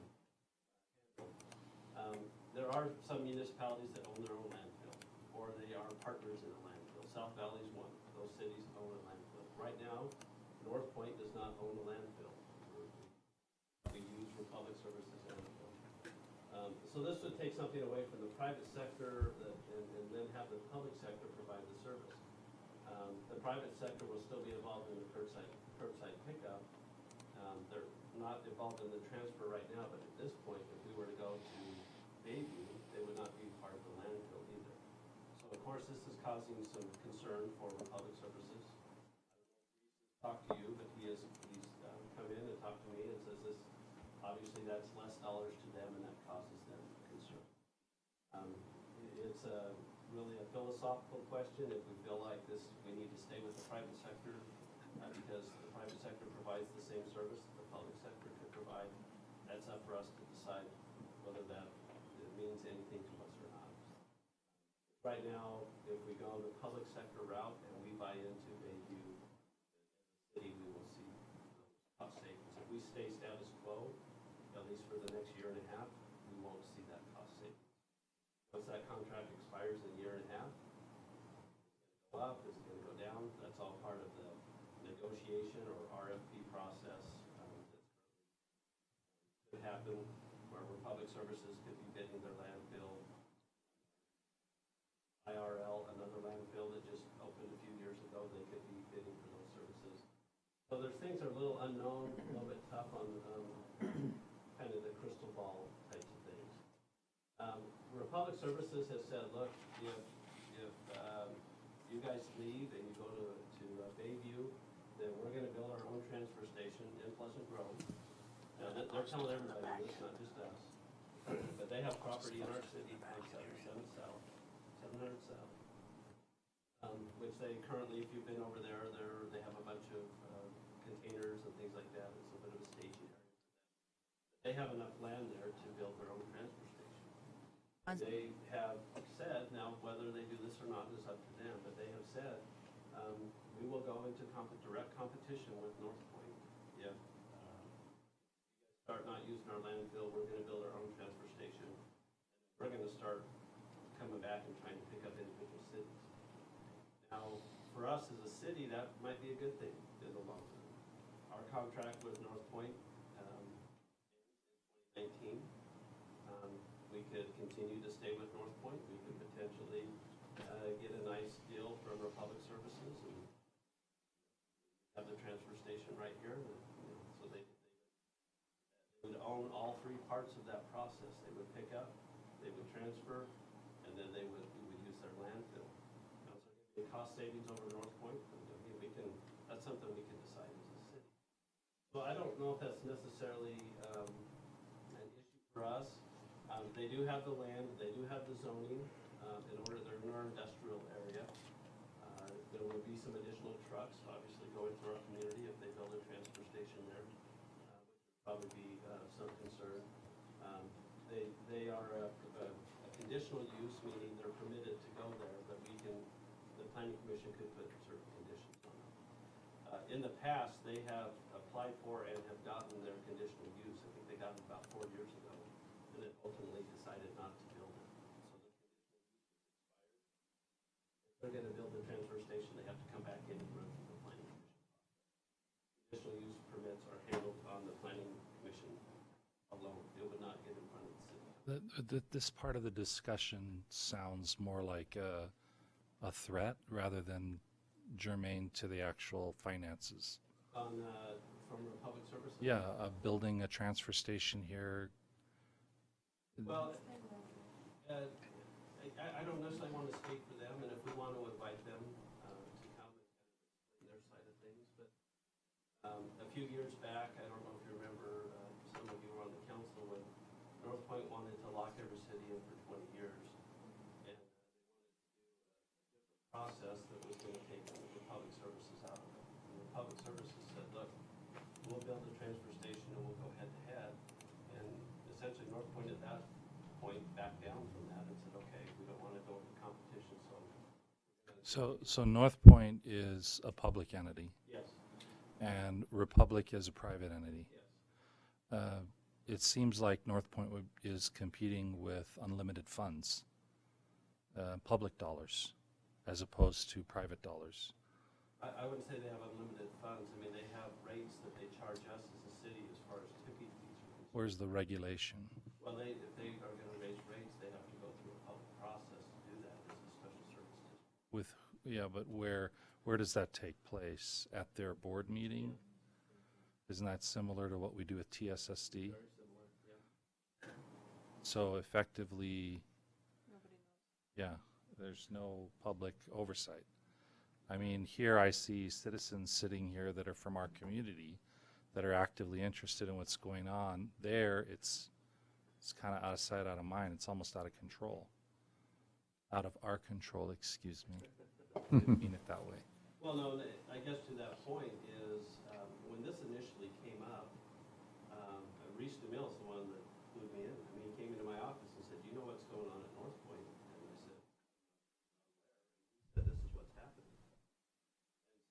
part of it was we had the transition with Lynn, so I don't, and they only meet quarterly, I think. I don't think Lynn had been. Normally they do, They're meeting a little bit they're more. now starting to meet. So there was, so as a city, yeah, we weren't aware that they've been talking for a few months, and most of their discussions have been executive session, because they're talking about the purchase of land. So they were kind of working this in the executive session, and they were prepared, I think, to take a vote. And I don't know if the cities, us, were totally aware of what the issue was and what was going on, and there became, I think, a transparency issue. So at that point, I think that's when I think Reese got involved, and you met with a lot of the city managers saying, we know what's going on. And so we've met with North Point, we've met with the consultants, we've met ourselves. I mean, for me, I'm trying to just learn all this stuff. I'm not super familiar with how all this works. So I'm just trying to get educated so that we can put this back in front of you as a city so you know what's going on. Because in essence, we need to give Lynn direction on how to vote on this thing. And we also need to keep in mind that we're 13 or 14 votes, depending on who's there and what cities are represented. So whether, I would agree that there was some transparency early on. At this point, the scrutiny's been there. They held a public hearing at the end of July. The Taxpayers Association was there, Waste Management was there, Republic Services was there. They voiced their opposition to it. I think the Utah taxpayers has said, why are we putting public dollars into something that's already provided by the private sector? The counter argument to that is the public sector right now is saying they think we can do cheaper than what the private sector is. Again, that's a philosophical discussion. So, I mean, I think what's in front of us now, that on August 22nd, they're going to revisit this. Now, whether they're going to take a vote and say we're joining or not, I think that's the plan. If other cities are struggling with this still and their representatives are not ready to do that, we'll probably know that more on the 22nd. If you would like to hear from Reese DeMille and Roger Harper, who's the director of he's the manager for North Point, we could have them come in and kind of share their thoughts if we wanted to have them come in next week. Or we can take what we have here and feel comfortable with this and in essence give Lynn a direction. So as I look at these numbers, I think the numbers play out for us as a city that we would save money if we do join this landfill. I don't have the crystal ball. I wish I did to know what this is going to look like in 10 years. That's probably the part that, we're still going to be with Republic as far as picking up our curbside. Are they going to actually build a transfer station? Are other entities going to join Bayview? It's all this stuff right now that there's not answers for. So I hope I've explained that okay. And so if you have questions, I can do my best to kind of answer. Hey, council, what questions do you have? Well, I got a bunch, but we'll let Eric go first. it's like a double-edged sword, right? Because we just dealt with TSSD, tried to get rid of one stench, right? And this perception, if Republic comes in and says we're going to build a transfer station here, people's perception is that we're going to have a lot more trucks coming in here and a lot more garbage, and I don't know what the smell would be like. That's out of my ballpark, but it is, like the mayor said, we're dealing with public and private here, competition. I'm sure that if Republic came in and built their transfer station, then they could turn around and say, hey, now we're going to offer you a discount or something, because now we have the whole 1 through 3 process here now. We just don't know. So I feel sorry for you, Lynn, on some of those meetings. I would like to have Reese and them come and talk. So. Others? Some of the questions and comments I have, I forwarded to Tina and Scott last week the email from the Utah Taxpayers Association and Senator Stevenson and some of his concerns. And he highlighted he actually said that there was a $5 million plus capital cost. So I'm curious about the discrepancy there between his concerns and what you're presenting. But I share his feelings and some that the mayor has articulated about the transparency and about the public-private competition. I do think that philosophically I'm of the school of thought that if the private sector is doing a good job, and there are potentially other agendas of other cities like Provo and Orem involved in this purchase, I would like us to put the brakes on it. That would be my recommendation, to at least give us more time to vet it out. So to the extent that we're giving recommendations to Lynn on how to cast its vote, I think that the Utah Taxpayers Association is usually right in my experience, and they are often very vocal about these kinds of concerns. And the 5 concerns that were identified in that email I forwarded, I think I share. Do you have thoughts on that $5 million capital cost? I saw that number and I didn't necessarily recognize it. If I had to guess, they're adding up what North Point would pay, what Transjordan would pay, what Weaver County would pay. So if everybody's paying in essence 1.25 or 1.5 million, I think that number gets over public dollars. Okay. I guess That makes sense. So yeah, I guess I just, as a generalized comment, I have the concern of removal away from the public, greater levels of governmental agencies and less accountability to the people when it comes to these kinds of decisions. And so I have the shared concerns that the Taxpayers Association's articulated. Anybody else? We actually, the last meeting, we did do that. I'm gonna pull that close up to you there. That's awesome. I Yeah, think that's We great. were able to get it delayed, but that was after, had the opportunity, the city managers had got wind of it and did some work to get that done, so. Well, and they delayed it to date certain, Yeah. so that it didn't drag out forever, and that's where the August 22nd comes from. Again, if they take a vote, by that point, either we need to give them direction or not. Yeah, If we're abstaining, we can abstain. If we're in favor of it, we vote yes. If we're not in favor of it, we vote no. Then ultimately, whatever that board decides is what carries the day. Have you taken the temperature of other city managers and kind of gotten a sense of whether, I mean, Senator Stevenson was urgent in his missive and said, get your hands around this, stop this, this is terrible for the people. Is that the sense you're getting from other city managers? Most city managers are running the numbers and seeing the savings that they can make, and they are. Comfortable with it? The heartburn between the public sector now doing something in the private sector, again, that's philosophical. And most, yes, as a city manager, can we run a landfill just as good? And I don't remember if I put this on here. They are looking at, I did put it on here, but I skipped over it. South Valley is looking for a company to manage the transfer station and the landfill, which would likely be picked up by the private sector.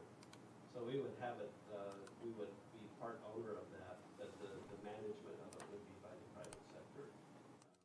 Their expertise. I know they're working on an RFP to do that. So can't guarantee that, but that's the direction. Other council members? Bayview Golf Course in 50 years. No, sorry, I am focused. I was on the planning commission when we talked about the transfer station being on the public services, and it was a packed room. So I like when private can do it. I'm in favor of that actually, but I do have a little bit of heartburn about 7th South being a lot of trucks on 7th South. It's not a good road, Marty. What? It sounds like we need to invite our provider and also the North Point individual to come and address us next week, and then give some direction to Lynn at that time for where we want to go. Agenda as their presentation, but also for the council to take action. Okay, thank you. There's no objection. I wouldn't mind inviting the Utah Taxpayers Association as well. I don't know if their thinking's evolving as this is being explored further, but that perspective might be valuable. Have his email. Do we need more direction? Well, I don't know if his thinking's changed, but if he's available, or if some representative from the association's available to present, I would love hearing what their current thinking is. Council? I got enough from his email. I mean, it was.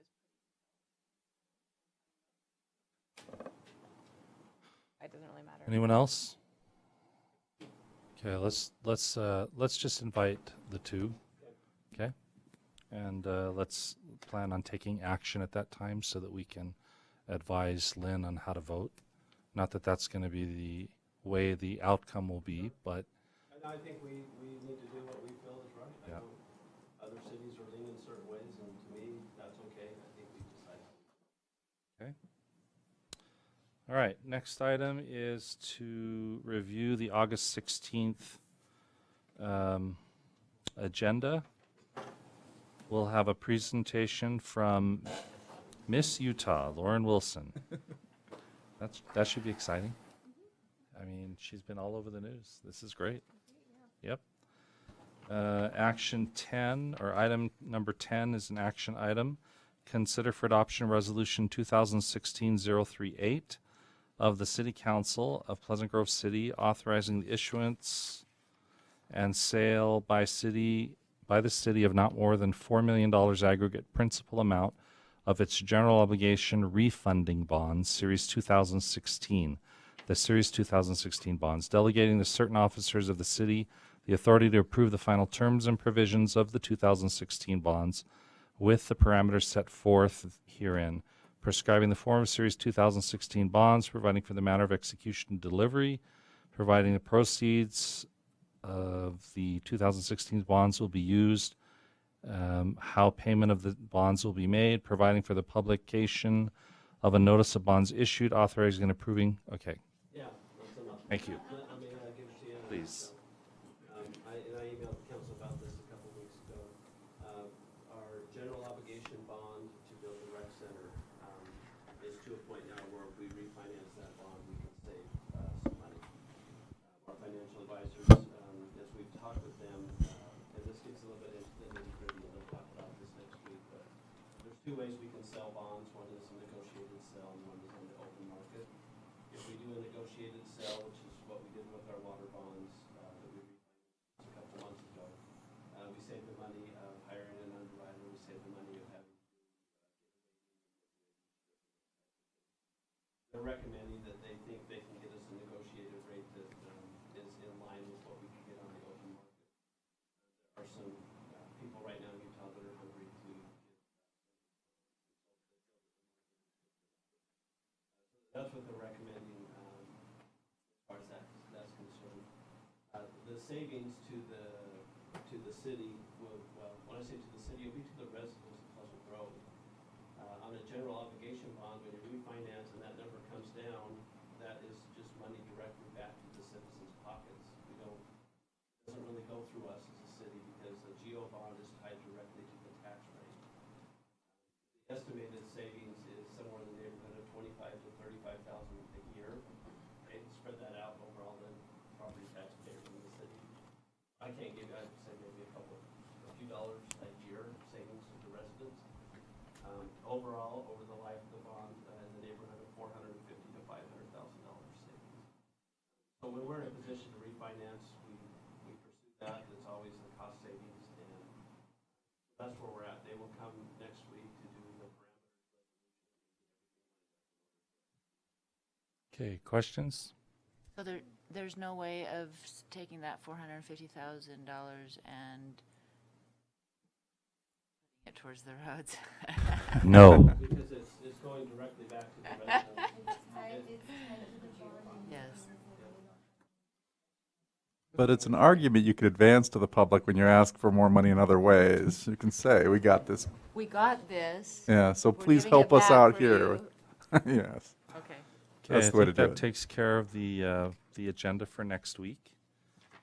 Coming back to tonight, going through council and staff business. Libby, do you have anything? It's good Just to what? see you. Okay, thank you. Ken? Yeah, we sent all of you, everybody here, almost, our August 30th general plan workshop. So we are calling it just that, a visioning workshop.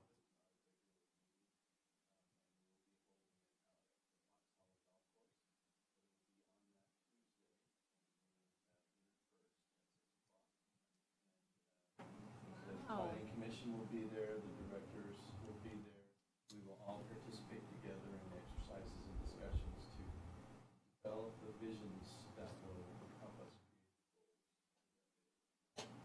And so you're encouraging attendance of elected officials too, or do you want us to stay? Okay, okay, okay. I will not be there. Are you out of town? I'll be out of town because it was normally scheduled to not be a meeting, so if I came, I would be in deep doo-doo with my wife. Understood. Thank you, Eric. You will be excused. The reason why we're doing it on the 30th instead of the 23rd, which would have been the joint meeting.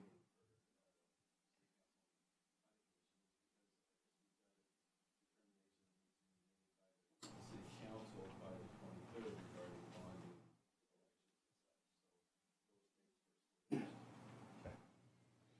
Thank you. Anything else, Ken? Okay, Sherry? I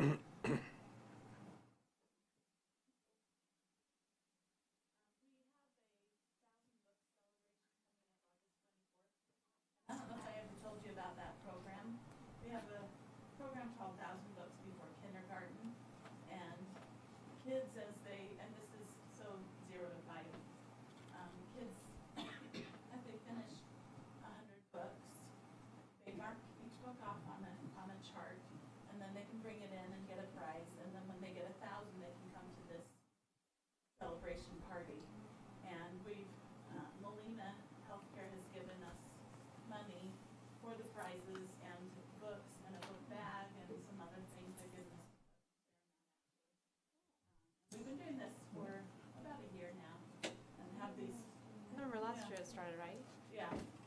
And, but the kids really get into it and are super excited to bring their cards. That's great. Your kids are doing it? How many do you think you have participate in that? Wow. And they're successful? Wow. That's great. Thank you. Tina? Scott? Just to clarify what Ken had mentioned, normally when we have 5 Tuesdays, we would have an open meeting. We have talked about the potential of our public safety building committee having a recommendation to the city council on some bond language in order to get it on to the ballot for November. If that comes to fruition, then we will hold a meeting on the 23rd specifically to do that. So let me just clarify. The committee is not giving bond language to the council. The committee is only providing options that have been investigated and potential costs for those options. The council's determining how much money they want to bond for and whether or not they want to put that on a bond. Thank you for clarifying, and that's, yeah, that has to be done by August 25th, so, that's what we'll do. Okay. And just a reminder, Finance Academy starts tomorrow for those that need a good nap or really like numbers. That actually sounds really good. It does, actually. Denise has put together, the PowerPoint slides, it's gonna be fantastic. We have, I wanna say 6 or 7 people signed up. We have room for 10, so if there's a couple more that wanna join us, I did have someone ask that, well, if I can only come for 2, is that fine? We're okay with that. Want to keep it at 10 or less so that we can make sure we can have some good questions and really have some good discussion, but that will be tomorrow here in this room. So how often are you doing that? We're gonna do it for 3 weeks, so every other Wednesday, Every other Wednesday for 3 weeks. starting tomorrow. That's awesome, Scott. Welcome to town. It'll be a- I want to be there Yeah, bad, yeah, but I yeah, don't want yeah, to be sure. bummed. Great. Thank you. 7? 6 to 8. Scott, anything else? Okay, Denise? Dion? Just make you aware, we'll be closed at the rec center for the rest of the week after today for our annual deep clean, so you're more than welcome to come up on that. What do you do? Throw an announcement up so that the public just knows that Yeah, we've been they've already know that you're going to be closed. Okay, great. Anything else, Dio? Okay. David? 2 short things. Tomorrow is the promotional exam for, to fill the deputy chief position that was vacated a month or 2 ago. Excuse me. We have 7 applicants from within the department. I think there's a few of them that are hoping to catch some of the trickle-down positions. I decided to just do one test for whatever positions open up, and we'll fill them that way. If they can get past this test, they can handle anything below it, so that should be okay. One other thing, we just received a federal resource order for an ambulance and 2 paramedics for the Dry Creek fire that is underway right now. It's a type 3 fire, which is 2 levels down from a type 1 in Idaho. So 6 miles outside of Stanley, Idaho, burning aggressively through the lodgepole pines and stuff. Named So after we'll my have a crew family. up there up to 16 days. Okay. Love when that happens. Anything else, Dave? Okay, thanks. Mike? Tomorrow is the, go ahead. Tomorrow there is a PR event that Firehouse Subs is doing. It's up in the Daybreak area up in South Jordan. For the motor that we were awarded, a $17,000 police motorcycle they awarded us. So they're going to have a large PR event with us and several other agencies who they've given awards to in Utah. That's great. It's awesome. Thanks, Mike. Anything else? No. Okay. Marty? Locust Ave should be finished up here. We're having our final walkthrough. You saw their streets, and that'll be done. We'll have a final walkthrough on Monday. Looking And good. probably another week, a week or two, they'll be done with everything pulled, and we'll be striping that shortly thereafter. We do have our striping project beginning this week, and hopefully we'll get most everything in the next week and a half. So definitely 1100 North, 13th West, Pleasant Grove Boulevard. Are All you of going those to will be mark done in the next week. drag so that people know the quarter mile and? We could, Yeah. but we'll do that later with Okay. the streets crew. Not Expected just joking. time limits. What's that? Sorry. And drive us.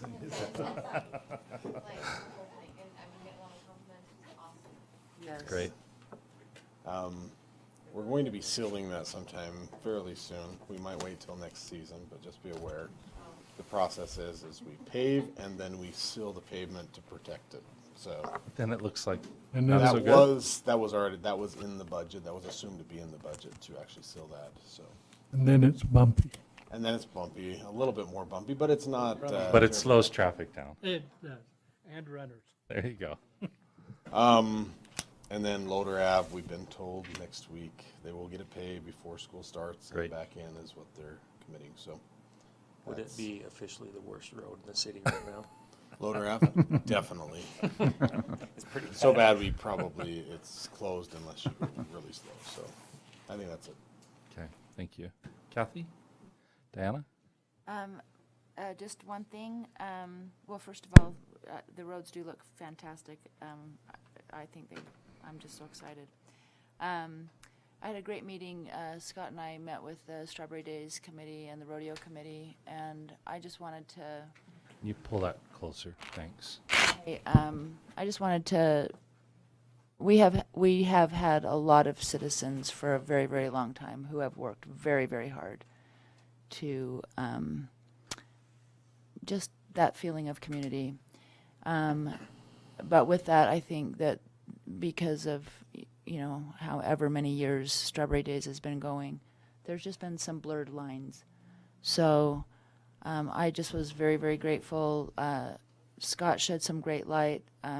I learned some wonderful things. There are some things in place right now that I think will help define with some bylaws and some contracts and some financial transparency. Jason Hunter has spent a couple of years really delving into the budget to make sure that everything was allocated and that it was transparent. So I learned a lot. Anyway. Great, thank you. Lynn? Speaking of the rodeo grounds, I have a gentleman here that is waiting to get a question answered on it. I didn't know we didn't have open session. So I will find out who he needs to wait and see. Who's in charge of the sewer dump at the rodeo grounds? It's either That's you probably me. or So you. It's locked and nobody can get to it. Okay, is that new policy? Because we'll use. How long ago? 'Cause the last time I checked, it was open. Well, that could be. Okay. Stop and talk to Marty, if you will, Jim. That's it. Okay, thanks. Sid? Just thank you for the fun gathering last night of city employees, whoever organized that. Thank you. I met Denise's husband last night, and he had a good suggestion because he had done this at a previous company, but suggested it would be fun to have the city staff, the directors and possibly the mayor and council serve the employees next year. And I thought that was a good idea. That's a great idea. So- We've done that in the past. Everyone survived as far as we know.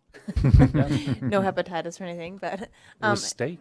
It was pretty good. yeah. So anyway, I think that would be a fun. Great. That was a fun suggestion. But thank you for putting that up. Be specific, Dave Thomas and David Larson were the two Well, thank you. ones that put that up. That was a fun night. It was fun to see people. And the rec department.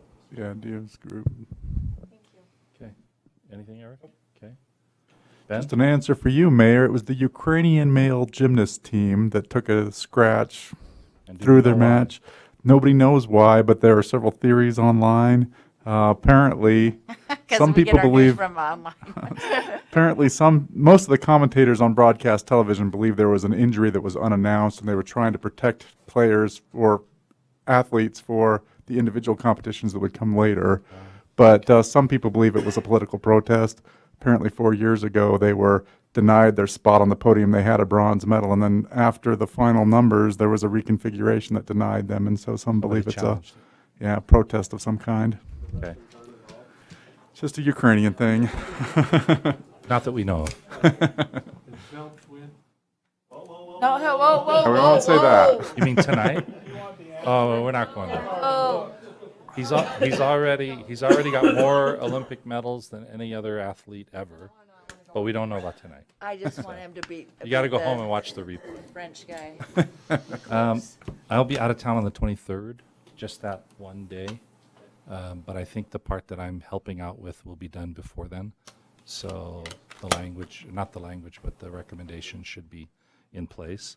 And just Wait, you're not going to be here on the 23rd? 23rd, Okay. just that day. Well, That night? 21st to the 25th. But that night I will not be here for council meeting. Just for information, this is kind of unusual for me. In the last 10 days, I performed 5 weddings. That's awesome. And some of them were last minute, like 2 days before, kind of last minute. So I don't know what's going on. There's something in the water, but it's like that's like more weddings than I've performed sometimes in a whole year. So something's just different. You're If a anybody has a good- clue, let me you're a know. Good marriager. No, The I world- don't think that has Howard. anything to do with it. The world is coming to an end in November with There the you election go. choices, and Okay. so people want to get married now while they Here, can. You'll be here Tax for the law PSB is meeting. changing. I'll be here for the PSB meeting when we finish the recommendations, if that's when it is, and for the whatever they're going to do to get ready to present to the council.